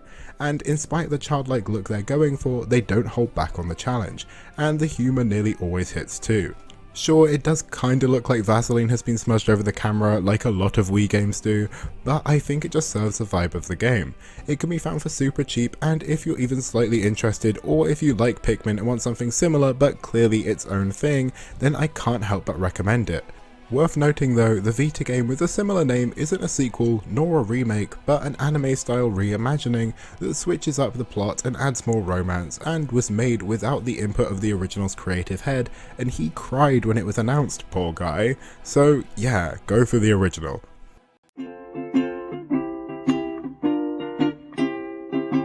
I absolutely loved Death Stranding when I played that a couple of years ago, and because of that I had a great time with Death Stranding 2 on the beach, but I wasn't expecting it to be that simple. Like, this is Death Stranding, this is Kojima. I can't be the only person who wasn't expecting the sequel to be such a straightforward continuation from the first. For any other dev, this would be standard, so maybe it's a little unfair to keep expecting the carpet to be pulled out from under me. But no, you spend the first few hours being reintroduced to a very similar gameplay loop from the first game, a gameplay loop that I loved and still do love, and then the next few hours re-unlocking pretty much all of the unlocks from the first game, and then the rest of the game unlocking all the new unlocks for the sequel. It does have meaningful additions. It became clear over the course of the game that there was an extra focus put on combat, which I appreciated, and only got better throughout the game. I love trains in games, so the monorail system was right up my street, especially since it was an addition to the road building that I enjoyed so much in the first game. The game was seemingly going out of its way to build on what I liked about the previous entry. And the biggest improvement was the story. While the first was fine, this one still had that abstract feel that I expect from Kojima, but it was easier to follow, and having a party of characters that follow you around gave me the emotional anchor to stay hooked to what was happening. Rainey in particular was a highlight, and I wish we got to see even more of her. By the end, I was so much more invested than I was the first time, and when the late game is so heavy on the cutscenes, that helps a lot. So why am I complimenting the game so angrily? It's unfair, but I was just expecting more of a shock, more of a gag. I didn't expect the game to feel like such a standard video game sequel. I can't really get mad at the game for not being as insane as I thought it would be, but it was a slightly jarring cognitive dissonance that was haunting me like my own personal BT for most of my playthrough. But now I've thought about it so much and gone through the mental gymnastics to not let my expectations sabotage my experience with a game that I maybe should have enjoyed a little more, I settled on where it is now, which is still pretty damn good. Maybe in a few years I'll replay it with a more level head, or maybe by that point we'll have Death Stranding free, and if we do, I won't go in expecting it to reinvent gaming again. While it isn't my Game of the Year, nor is it even my favourite of all of the Game of the Year award nominees, which I'm sure I should be preemptively congratulating this game for winning, Clair Obscur Expedition 33 is still a fantastic video game. While it's not the first game to add live elements to turn-based RPGs, I do think it is one of the most successful, and with the presentation being so good, the music being so good, and so much focus on a serious narrative, yeah, I get why it became a phenomenon. Maybe I'm just rhythm game rotted, but the further I got in, the more intense the combat got, the more it really started to feel like a rhythm game. It helps that some of the bigger bosses had soundtracks that lined up with the battles, so when you're parrying crazy attack combos, it felt like you were mastering a tough rhythm game track. But perhaps my favourite thing Clair Obscur does is how it treats the party members. Instead of sticking to genre conventions of classes, each party member truly feels like their own thing. Mael's stances, CL's tarot, Loona's stains, none of these are systems that are copy pasted from another RPG, and they make each of the party picks. I wish the game had a better map, a better codex or way of keeping track of quests, and I get that excluding those features was likely a creative choice, but it wasn't a choice that I liked. Was it a creative choice to give Verso 2 equally slutty swimsuits? I don't know, but that brings it back up. Anyway, for my full thoughts on Expedition 33, stick around for spoiler talk, but even without it, I do think it deserves almost all of the praise it has, but stay tuned to find out why it's 4th in my ranking of all of the GOTY nominees. Disco Elysium is another game I went into completely blind, without any expectations, expect knowing that it's well liked. I think going in blind is definitely the best way to do it, of course I'm biased, but letting this game surprise you and not having any idea about the journey you're supposed to go on, I think let me have a completely unique experience. I love how you're given no context for all of the introspection, all the stats, all the weird, beautifully presented world you're thrust into, and for 5 in-game days you just have to work it out. I genuinely think the highlight for me was the town and how you're prompted to explore it and the limitations you have. Usually I wouldn't praise a game for how it limits you, but it makes it all the more immersive. The characterization of the story stronger and sticks to the game's tabletop roots. Barely touching guides and just letting the story and all of its twisting paths wash over me made the game memorable in the best way, but I'm also tempted to go back and see how I could tackle it with more perspective and maybe knowing how everything was supposed to go. Maybe I felt a little dumb at some points, and having so much of it be non-linear maybe had some moments stick out in ways I don't think they should have, but the overall experience was so high quality that these issues are easy to gloss over. If you're willing to let a game surprise you and maybe not have everything entirely in your control, then I think Disco Elysium is a top contender. It feels a bit strange to have a game like WarioWare so high above other, far more prestigious games, but I mean this in the nicest way possible. I think WarioWare Gold is the best the series is ever going to get. For most of the series, having a compilation game including the best bits of each previous entry wouldn't be that good, but with the microgame structure of the WarioWare series, it makes sense to have the best of the best all in one place. On top of that, the 3DS is the best place to have it. It has a touchscreen for all the DS entries, and it has a gyroscope for all the Wii ones. Usually having a game that forces in so many control schemes would feel busy and chaotic, but once again, this is WarioWare. If it's busy and chaotic, you're doing something right. It's all wrapped up in a surprisingly hilarious campaign that gives you enough time to try a bit of everything, and then there's a bevy of side modes if you want to try something more specific or gimmicky.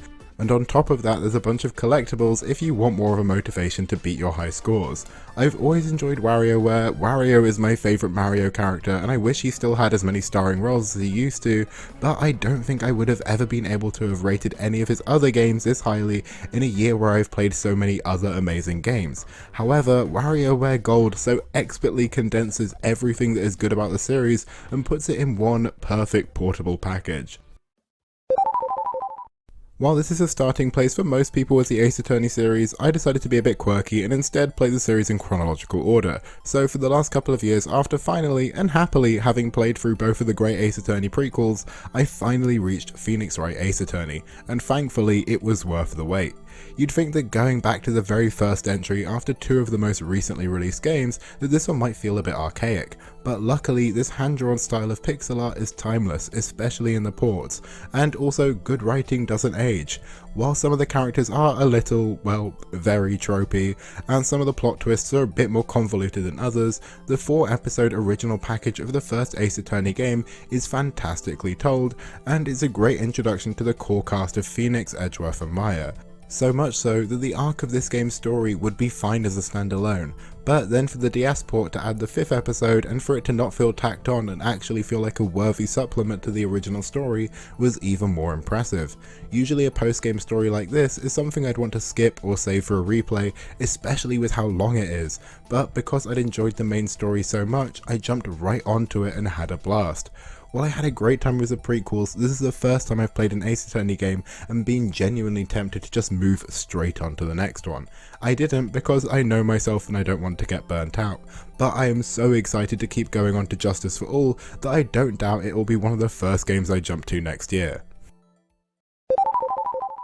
I play a lot of story-centric games, and it's almost unspoken at this point for how obvious this problem is, but they often struggle with the actual game aspect of being a game. That's why I was so surprised that Dispatch of all games managed to make the game of it all so good while having such an obvious priority for the story. It's episodic like a TV show, it's incredibly character driven, and a lot of effort has been put into making the animation the highest quality possible, supported by a fantastic cast of big name voice actors, as well as some new talent with some amazing debut performances and a stellar soundtrack too. While I'm sure following this weekly over the course of November would have been great, I waited until it was over so I could play it at my own pace. It was the right choice since I was starting to fall for rumours that certain characters would be romanceable, and I didn't want to be disappointed.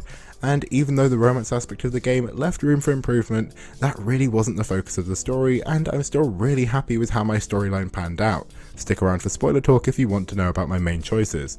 But like I said, the actual gameplay of dispatching the heroes as Robert, while simple, was just interactive enough and showed enough growth and development over the course of the 8 episodes that I was never resenting when it would show up. The opposite actually.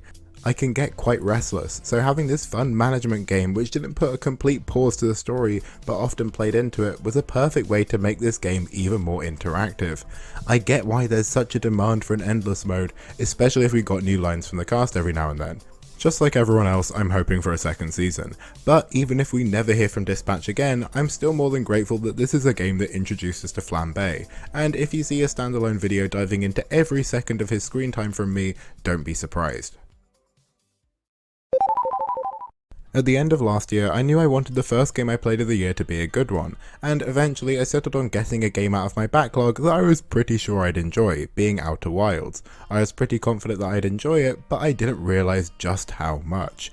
If you're unaware, you're tasked with flying around a relatively small solar system and need to work out why the sun is going supernova every 22 minutes, why you're stuck in a time loop, and if there's anything you can do about it. I've thrown this term around a bit throughout this ranking, but Outer Wilds is king of atmosphere. You'd think that you might feel rushed given the time limit, and at times you are, but the feeling of complete manual control of your journey across the emptiness of a very temporary space, and the different vibes of the different planets that you can visit, not to be pretentious, but it's masterful, and I vividly remember small details of each of the planets and exactly how I felt on each of them. The game is full of secrets, and the main point of the game is that you need to uncover them and work out why everything is happening.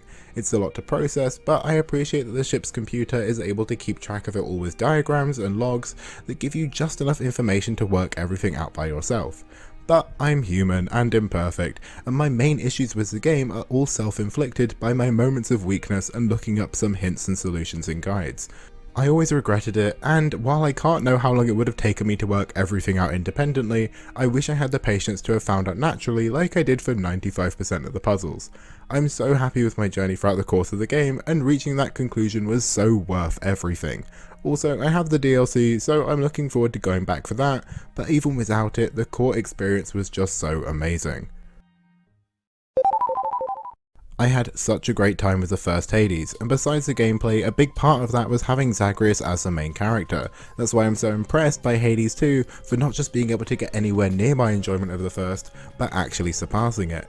While I would say I still slightly prefer Zagreus as a protagonist over Melanoe for personal biases, pretty much every aspect of Hades 2 shows a keen understanding of the few flaws the first had, as well as knowing exactly where it could have been built upon to be even better.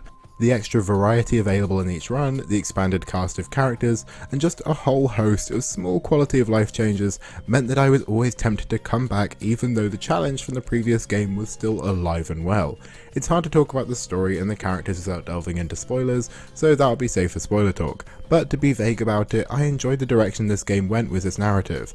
I've only reached credits and plan to return to the game once I start missing it so I can play the post-game, but even as it was left right at the ending, I was thoroughly satisfied with its conclusion, which was a hard task given how long it was built up for.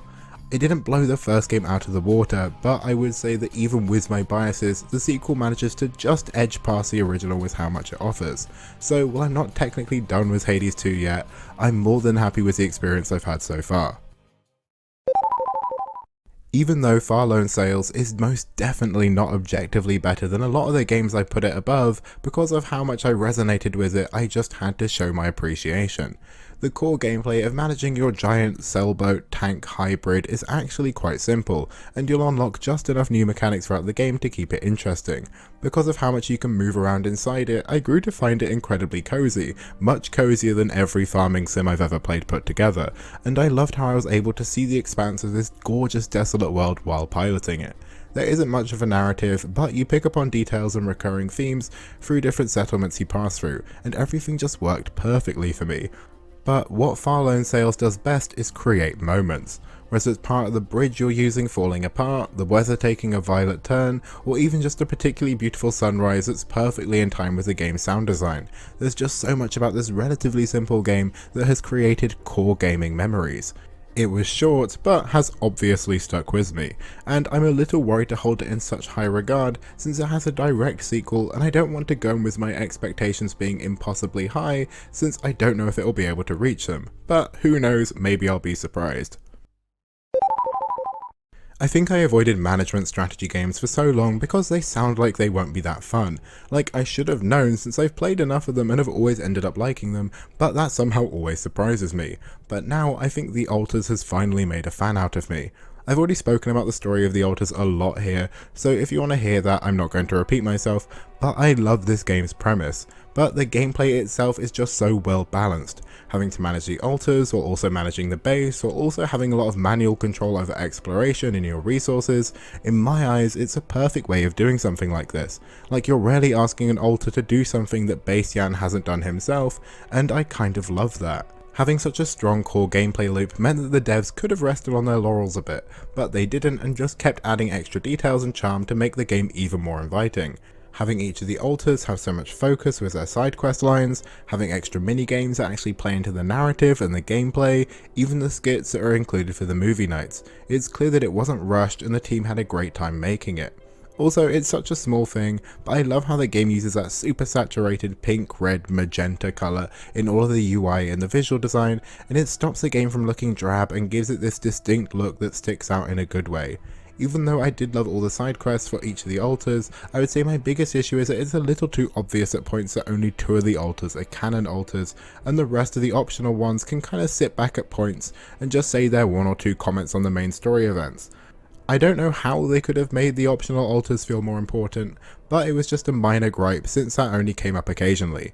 But what I perhaps appreciate most about the game is that I can go back and play it again and have a very different experience if I just make different choices and choose different altars to spawn. It's a level of replay value most games can't boast, and I'm excited to see just how different a new run would be. In my first run I spawned the Refiner, Doctor, Miner and Botanist, so if you played the game and chose different ones, tell me who I missed out on the most.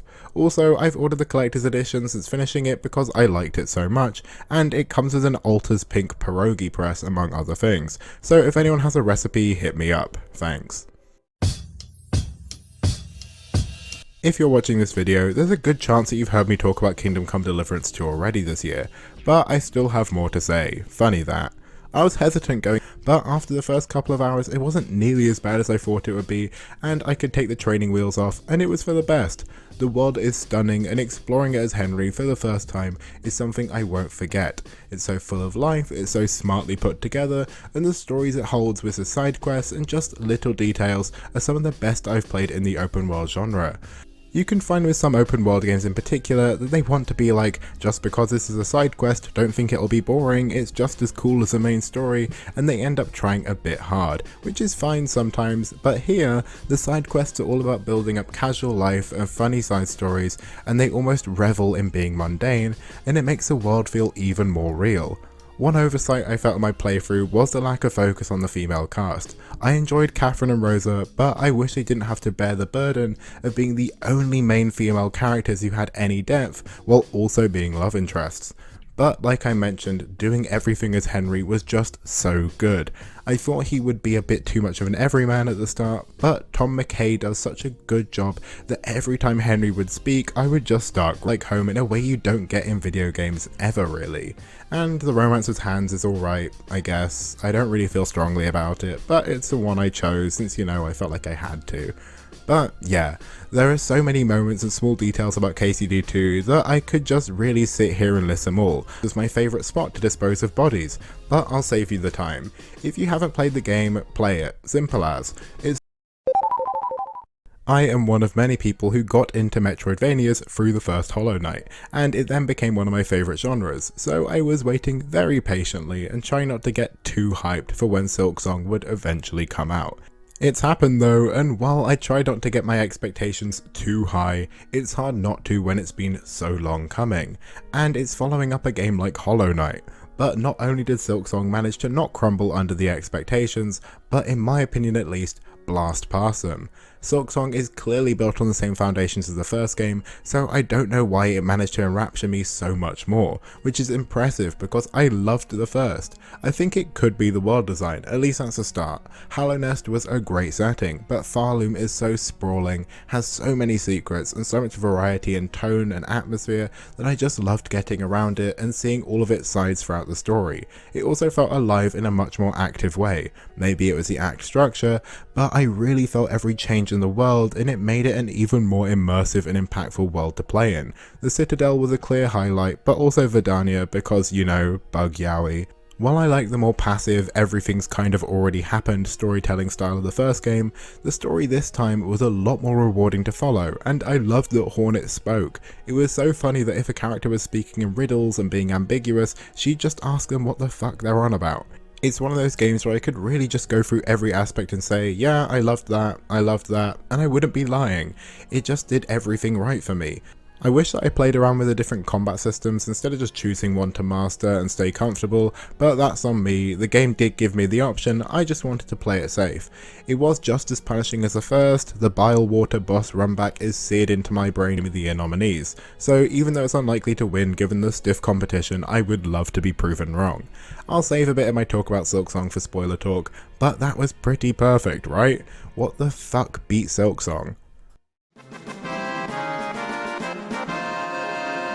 Poco is a free point-and-click game made entirely by students as a university project, and I sure hope they got top grades. It does feel a little insane putting it above so many bigger games, but if you can't tell by the name, Poco takes pride and full advantage of its humble size. In the hour or so it takes to complete, you'll explore its wonderfully illustrated world, talk to its weird but eventually lovable cast of characters, play a handful of minigames, and take in the hauntingly nostalgic atmosphere that is supplemented by perhaps my now favourite video game soundtrack of all time. I'm not usually a soundtrack person, I've gotten more into the music that makes up games by picking different tracks for videos, but Poco's hit so hard throughout the playthrough that I had to immediately investigate after finishing. It's like if Spirited Away took place in an abandoned circus. My favourite track is Cave Rave and then maybe Hymn for the Homunculi, but just the fact that the soundtrack is pretty much the length of the whole game shows how much effort was put into creating a feeling for every aspect of the game. While the gameplay is simple, it's a point-and-click game with some easy but charming mini-games. It's how they're presented, how they tie into the world around them, and how it all fits a whole package. It's hard to describe, but I don't really have to. It's free, it runs on Windows 7 or higher, like, come on. The word whimsy has been overused to death at this point, but I feel like that feeling can be mixed with a weird sense of melancholy, but then optimism, and that would capture exactly how Poco made me feel. I can tell that I'm glazing, but when such an unlikely game managed to get such a reaction from me, I can't help but talk about it like this. I'll wind it down, but I truly can't wait to see what the entire team behind this goes on to make next. That's the main ranking, and thanks for getting to number 1. It wasn't exactly a short trip. But it's not everything I've played this year, so now I'm going to go into the games I dropped, the games I'm still playing, any DLC I played this year, the one live service game, then a look at what I want to play next year, and then I might be close to finishing. So stick around if that sounds interesting. So part of the reason I think I was able to play so much this year, besides my obsessive personality, is how ruthless I was this year with stopping playing a game if I just wasn't feeling it for any reason. Nothing slows down gaming more than forcing yourself to play something if you're not into it, and I was more aware of that than ever. However, just because I was dropping something doesn't mean I hated it, and a lot of these games I plan to go back to at some point when I'm more in the mood for them, but also some I won't. I'll start with the games I'm not planning to go back to. Never say never, but my backlog is big enough that I don't see myself going back to these anytime soon. If you don't want to hear me get a bit nasty and dismissive, feel free to skip this section. The first game I dropped of the year was Pan Pan. It seemed to be a cute little puzzle exploration game on the Switch, but I just didn't enjoy the first half an hour, and since it was already a short game, I didn't see it turning around for me to keep going. I love the style of Hylics when I first saw it, and I like games that have a weird style like this, especially if they're inspired by Earthbound, but once I actually got into it, I just got out-weirded. It's fine if your game doesn't have much structure, but the lack of much direction and the fact that I wasn't enjoying the gameplay made me want to stop playing, so I did. My issues with MudRunner were completely my fault. I picked it up thinking it was a racing game, when in fact it was a quite realistic, muddy delivery game. I thought that was the kind of thing I could like, but when you go into a game thinking that it's a racing game and it's actually incredibly slow, it's hard to have a good time. Vanquish is probably one of the bigger disappointments of the year, since I'm a big fan of what a lot of Platinum games have worked on, with Bayonetta being one of my favourites, so seeing their take on a shooter had me hopeful. The core sliding mechanic is fun, but when I found the rest of the gameplay so standard, I just couldn't make myself care. If this game gets significantly better after the first hour, please let me know, otherwise I'm happy to just have sampled this one. I wanted to get more into Wario's platformers this year, but Wario Master of Disguise was clearly not a great starting point. The platforming felt so slow, and the touchscreen drawings to transform into disguises didn't work well, and even my love of Wario couldn't make me be patient enough. A gay love story about gay love is a funny one, since I did finish it. I discovered it because someone posted a screenshot of it appearing in the woke game detector list on Steam, which is hilarious, so I thought I'd play it. Turns out it's barely a game and takes about 5 minutes to beat. It's like a Fire Emblem game but with no gameplay, and just a tiny bit of dialogue. It would have felt a bit insulting to include it on the list, so it's here. Also, it promotes homosexuality. Ew. I had Bulb Boy sitting on my Switch for ages, and unfortunately all that time didn't make it any better. It's a horror game, but the gameplay was kind of nothing, and it was a very immature kind of scary that just made me not want to keep playing. I'm sure some people like the construction kind of puzzles you do in World of Goo, but I don't. I actually was getting kind of angry at the 3rd level when I decided to respectfully bow out. I hope that Pokemon Pinball Ruby and Sapphire might have a little more to it, so I was a little disappointed when it was, in reality, just pinball. Maybe I should have tempered my expectations a bit more, but it didn't keep me playing. Also, if you remember, I was working on that hypothetical 2008 video for a while, and in the process of making it, I sampled delights like Sega Superstar Tennis, Viva Pinata Pocket Paradise, Nights into Dreams, Ferrari Challenge, Wii Music, Star Wars The Force Unleashed for the Wii, We Love Golf, Ghostbusters the Game, and Pro Evolution Soccer 2008. While I won't be picking any of those back up, I'm happy I at least played them. For the games I will pick back up someday, it's mainly wrong place, wrong time. Like, I know I'll enjoy Castlevania Symphony of the Night, but I wasn't in the mood for a Metroidvania when I started it, so I didn't want to force it. Unfortunately, my PS2 wasn't playing ball with Space Channel 5, and even though I've now technically had the same experience with the GBA port, I think I'll emulate the Dreamcast or PS2 version someday for something a bit more authentic. For some reason, I thought I should go back and play Journey to the Savage Planet right after finishing its sequel. I don't know why I thought that would be a good idea, and I immediately realised it was a bit too similar and put it down.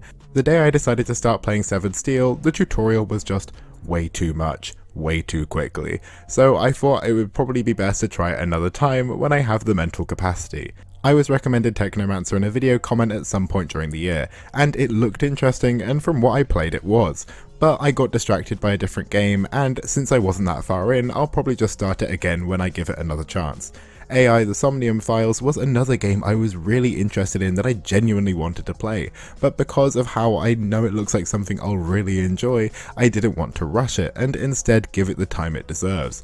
I also started the original Devil May Cry on PS2, and while I was having fun and really liked Dante, I found the save system a bit too unforgiving, which is like skill issue, but I was having fun playing other games, so I might just pick up a modern port at some point and give myself a slightly easier time. Out of all the games I dropped over the course of the 2008 video prep, Apuna is the only one I can see myself going back to. It was shaping up to be fun, but also very slow and very long, and I know I'll hate a game if I try to rush it. I bought Easy Delivery Co. and Platypus Reclayed around the same time and started both of them around the same time too, but even though I liked what I played, it simply wasn't the vibe at the time, so I switched gears. And finally, someone recommended Hypnospace Outlaw, and I picked it up on the Switch, which was the wrong idea. From everything I played in the first half an hour, it would suit a mouse and keyboard a lot better, so I'm going to swallow the cost of the Switch version and just get it on Steam when I see it on sale, because I really liked what I saw. I just think it will suit that form a lot better. There are also a few games that I started this year that I have the intention of finishing just eventually. I thought this would be the year I finally finished The Legend of Zelda Spirit Tracks. It was not. I got a good chunk of the way through, but I was forcing it. It was fun, but I was rushing so much that I was starting to get frustrated with the late game puzzles, and for a game that I have so much nostalgia for, being my first Zelda game, I wanted to be having a better time once I finally actually finish it. I played the first No More Heroes last year, and since I enjoyed it, I wanted to move straight on to the second this year, but I really wasn't enjoying that one. I hardly think I'm the friend that's too woke for saying that I hate how this game was treating the female cast, even more so than the first. I can be aware of how times have changed since 2010, but also it was just 2010, like it's not prehistoric. I would have just dropped it if I didn't enjoy the first so much last year, and if I didn't want to finish a trilogy, but I'll try and force my way through the rest of it next year. I've played the first Kingdom Hearts before, and I love it, so much that I wanted to go back and play the original on PS2 instead of the final mix version I've played on PS4. I was having a great time in spite of the rough edges, but I was having a very busy August, started playing different games, wanted to buy a strategy guide to have an even more authentic experience, but the damn Vinted seller was dragging their feet and it took ages to arrive. Long story short, the break on the playthrough got too long and I just decided I'll get back to it, which I have yet to. I'm hoping that I can replay the whole Kingdom Hearts series all on their original consoles, but I'm going to have to pick up the pace. You might have noticed that one genre which was pretty absent from my whole ranking this year was JRPGs, and Octopath Traveler 2 was supposed to change that. I started with Temenos and I loved him, but then I just killed my own playthrough by treating it like a chore. I never gave the game room to breathe and I just stopped picking it up. I'm sure I'll like it, I just need to give it another shot. I played a few rounds of Peak with Jay, and sure, it's friend slop, but it's really good friend slop. We almost beat it a couple of times, and our last attempt was so heartbreakingly close that we couldn't just pick it back up because it was honestly painful. But maybe we'll go back one day, especially since it's gotten so many updates since then. And finally, I'm still technically playing Kirby Air Riders. I picked it up on launch back in late November, which wasn't that long ago, but I've been busy making that video and now this video, so I've barely picked it up. I've liked what I've played so far though. Also, since there's nowhere else to put it, since I didn't play any other DLC this year, so topping up my DLC ranking for 2025, but sadly all the way at the bottom, is Brushes with Death expansion for KCD 2. It was fun enough, but I think I would have preferred it alongside an actual playthrough and paced like that, instead of binging it all in one go. It was fine though, but looking back on it, it makes me just want to replay the whole game now all the DLC is out, but I'll hold myself back for now. I've fully gotten past my shame in admitting that I still play Fortnite with friends, and honestly this has been such a good year for Fortnite that there really isn't any need for the shame anyway. Chapter 6 was, in my opinion, one of the most consistently high quality chapters in a few years. The base map introduced in Season 1 was a perfect foundation, the heist season was a lot of fun with some good new locations, I really enjoyed the third season with a superhero theme, and even though the fourth season was probably the least good of the four, it was still an above average season with some fun events and gimmicks. While the Star Wars mini-season was just my excuse for a break, and I only really played the Simpsons season for a week or so, it was still overall just a really enjoyable year for Fortnite. After such a strong year, I'm a little hesitant since Chapter 7 seems to want to shake up a lot. However, from the few games I've played, it's still enjoyable and the new smaller map shows promise, but we'll see how I feel this time next year. Before I start looking forward to the games that I want to play next year, Annie always helps me with one last more analytical look back at what I've played this year to see if there have been any trends. So, have there? One of the most obvious trends compared to previous years is that I'm not playing many longer games, but when I am, I'm enjoying them more. The longest game I played this year by far was Kingdom Come Deliverance 2, and it's third overall, and every game that is over 20 hours is in the top half of the ranking. I think it shows that I'm willing to play short games a lot more casually, which is kinda how I managed to play so much, and also explains why so many shorter games are lower down. If I'm going to play a longer game though, I need to be confident that I'll like it, and luckily that's mostly paying off. I've really skewed modern this year though. Only 31 of the 106 games I played were from before 2018. However, this is also the furthest I've gone back with Zelda in 1986, and it's got me feeling more comfortable to go back to older generations. So maybe in future years I'll have more sporadic shots in past generations since I know there's plenty I'm missing out on. At the same time though, there's great stuff coming out all the time, like this year for example. Ranking by the year of release is a lot less obvious though. It looks like there's an even spread of old and new throughout, but one thing that I think is worth noting is how many 2025 releases are clumped towards the top. Ever since I started ranking games, I've never had a game from that year top the ranking, but this year has bucked that trend massively, with the top 4 all from this year. It's been a really stacked year, and it's impressive just how few of those games I saw coming from last year. Besides Death Stranding 2, I didn't really know about anything that was coming this year, so it's been a series of incredibly pleasant surprises. Every year it feels like I just migrate more and more towards PC, but to be honest it's more that I'm just obsessed with portable if I can get it. Most of those PC games are on Steam Deck, so the only really truly static games are on the PlayStations and the bloody Wii that got a lot of use thanks to that poor 2008 video. Happy there's a lot more variety though, practically everything I own and have plugged in except my poor Wii U, but it will definitely get dusted off next year for Pikmin 3. Thanks again to Annie for making these graphs, she does a fantastic job as always. Also, since there's nowhere else to put it, thanks to Jay for helping me record footage for some of the games that didn't get as many trailers like Pseudo Regalia and Orbo's Odyssey. So that was this year, but what do I want to be talking about this time next year? There's some obvious choices like continuing the series I've been playing this year, Ace Attorney 2, Professor Layton 4, Yakuza Kiwami 2, Far Changing Tides, Bioshock 2, Pikmin 3, Lumines Arise, Spyro 3, there's a few more. And I also want to go back and play entries in series that I've skipped, like the first Crypt of the Necrodancer and Dragon Age Origins. There's also a few games that I wanted to play last year but just didn't get to. One of the most requested was UFO 50, which I had every intention to play, but when the physical edition with the guide was announced, I thought I'd wait for that because it's Fangamer and their limited editions are usually fantastic. However, on top of that, I still want to play the Metroid Prime trilogy, Hyper Light Drifter, Monster Prom, Neo The World Ends With You, Mario Sunshine, Beautiful Joe. It's been a while since I finished a Final Fantasy, Alan Wake, Elden Ring, Cocoon, Odin Sphere, maybe the Tomb Raider reboots, Sultan Sanctuary, Ghost Runner, Indica, Unicorn Overlord, Chrono Trigger, Critus Assail, and Road to Empress, just to give a little insight into the backlog. There's also a few games that came out this year that I haven't played but fully intend to. The main example that springs to mind is Consume Me, but if there's anything else I missed, let me know. As for the games that are coming out next year, there's only a handful of announced games that I think I'll for sure play. Tomodachi Life, Reanimal, Resi 9, and I'm sure I've forgotten a few. However, if it's anything like this year, it's the games that come out of nowhere that I'll end up having the best time with. But once again, if there are any games you think I'll like or any highlights of your own this year, let me know in the comments. 1, 2, 3. Concluding on a ranking is pretty hard since it's all pretty self-explanatory, but if you've made it this far, I'd like to thank you for your exemplary attention span. This has been a great year for me on YouTube, and whether you've watched every video I've posted this year or if you've never watched me before this one, thanks for being here, I genuinely appreciate it, and I hope I'll see more of you next year. If you've watched this and you somehow still have an appetite for more, I can't help but recommend my ranking from last year since it's pretty much the same thing with a bunch of different games, and you can see how off base a bunch of my predictions are for this year, and that's always cathartic, isn't it? But anyway, I've been teasing it for long enough, so before the outro, let's get into spoilers.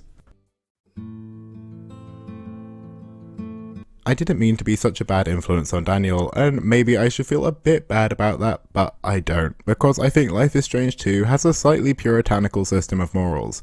But yeah, my natural way of playing, likely slightly influenced by wanting to romance Finn, meant that I was only eligible for the bad moral endings, which you might think I would hold against the game, but I don't since I was quite happy with the one I got. Sure, the ending where the brothers are separated and Sean sends Daniel a picture of him and Finn on the beach would have been nice, but since the game is so focused on the brothers sticking together and looking out for each other, I'm not really mad that I got the Blood Brothers ending. Sure, life seems a little rough, but they're together and they seem satisfied, and this is the only ending where they're both together and have reached their main goal. Maybe I'm a little too goal oriented, but I'm happy they eventually got what they were after. But if you have stronger opinions about the endings, or maybe just the events of Life is Strange 2, I'm more than happy to discuss them, since I've definitely got more to say. However, if you haven't watched it, I dedicate quite a bit of time to Sean, Finn, and the third episode in my Gazing Gaming video, so if that sounds interesting, then check it out. So Clair Obscur was the first game I played this year that made me think I'm going to need to talk about spoilers to fully get into my opinions, so here we are. I was honestly all in on the story of Clair Obscur for the first 2 acts. The surprise death of Gustave was handled incredibly well at that point onwards. I loved how the world kept expanding and the central intrigue of the setup, and then the second act ended, and I could tell that we were going to get a twist, but it was just a twist that I didn't enjoy, unfortunately. I know the whole canvas third act reveal had to be set up, and there were hints and foreshadowing, but to me it felt akin to, and it was all a dream, because all of a sudden the world we were introduced to and I was so invested in doesn't really matter, and we now need to care about Alicia and the life outside of the canvas, and I just really, truly didn't. While I loved Mael and Verso, it meant that Loona and CL immediately became unimportant to the story, and it was all about a bunch of new plot lines that I was still trying to wrap my head around. The presentation and the gameplay were still great, and I had no issue finishing the game, but I can't lie and say it didn't sour the last few hours. Also, I was annoyed that the third act gives you all this extra content to do, but then mumbles to itself that it's all technically post-game, so you should probably hurry up and finish the story so you can play all this other cool stuff. But by the time you finish the story, I wasn't in the mood to aimlessly float around and do the post-game, especially since I clocked out of the story and there was very little guidance on what order to do it in. I'm not asking for hand-holding, but it's a very strange way to structure your game's third act. Still, I think it reflects very well on the game that in spite of these significant complaints, I still enjoyed it a lot, and it beat out a lot of other games on the ranking. But then I know for others it's unquestionably at the top of their rankings. So if that's the case for you, or if you just don't share this grievance, please let me know your opinion on it so I can maybe go into a replay with a better mindset. I'm not going to spend too long on Dispatch because the twists and turns of the story don't really impact my opinion on it too much besides the basic, I liked it.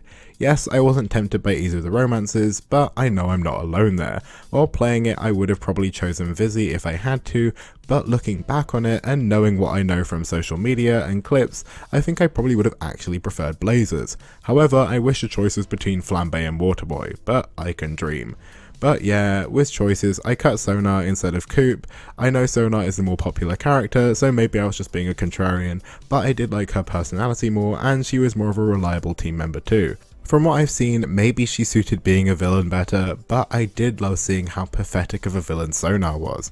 I recruited Waterboy onto the team instead of Phenomenon. While I would have liked to have seen the more experienced hero, I just love an underdog, and Waterboy is so endearing. Every cutscene he was in was so charming, and seeing him grow throughout the game was rewarding narratively. Gameplay wise too, having a blank canvas to just build up was also nice. I just made him another Malevola all-rounder and he served my team fantastically. I also managed to save Vizzy from a life of villainy in spite of cutting her and not romancing her, but I guess my Robert was just very inspiring. I'm a little reserved about how a hypothetical season 2 will account for all the different options, but for most of these I feel like smart dialogue will be able to get around most of it. The setup of Hades 2 with Kronos as a big bad was always an interesting premise, but it was always going to be hard to pull off a satisfying conclusion. While the ending was controversial, I think I'm in the minority in liking it, but the version I originally played no longer exists. I played very soon before a patch was added to address some issues with the ending that I got. In my version, Zagreus betrays Melanoe, spares Kronos in the past, so Zagreus and Kronos live an alternate life with memories of Kronos as an involved grandfather, and Melanoe is reluctantly convinced to let her grandfather live and give him a chance for redemption after getting a flash of the memories of the life she could have shared with him. It's messy, it's a little complicated, but I think it's a good way of tying up, or starting to tie up, the tricky premise of Hades 2. It was never going to be clean, and I think just killing Kronos wouldn't have been satisfying, so I'm happy with what we got. But I'm in the minority there, and there was a notable outcry that this ending just felt wrong. So around November, a patch was added which added some extra scenes to the ending, but also altered the context leading up to make Melanoe more complicit in Zagreus' choice to let Kronos redeem himself. I get why this was done, to make you feel like you've had a bit more agency in the decision, but I can't help but feel like it works against Melanoe's characterization and was just done as damage control. But if you've played both endings, I'd love to hear what you think. Spoiler wise, I don't really have much to say about Silksong as I did the others, but I just love how ballsy the game was to have an optional Act 3, and then how that act played out. It all just played a part in how much I appreciated the progression of the world. The best example of that is the Green Prince and his migration around the map and his tragic romance, which of course feels like something I would make a video about, and honestly I still might. I'd probably need to replay Silksong for that though, and as much as I loved it, I don't know if I can put myself through that again. That's pretty much all I have to say about Farloom though, but I know there are details in the world that I missed, so if there's anything cute or sad or charming that you notice that you want to point out, please let me know. It's now post-spoiler talk, so there's really little need for another outro, but I hate raw dogging an ending.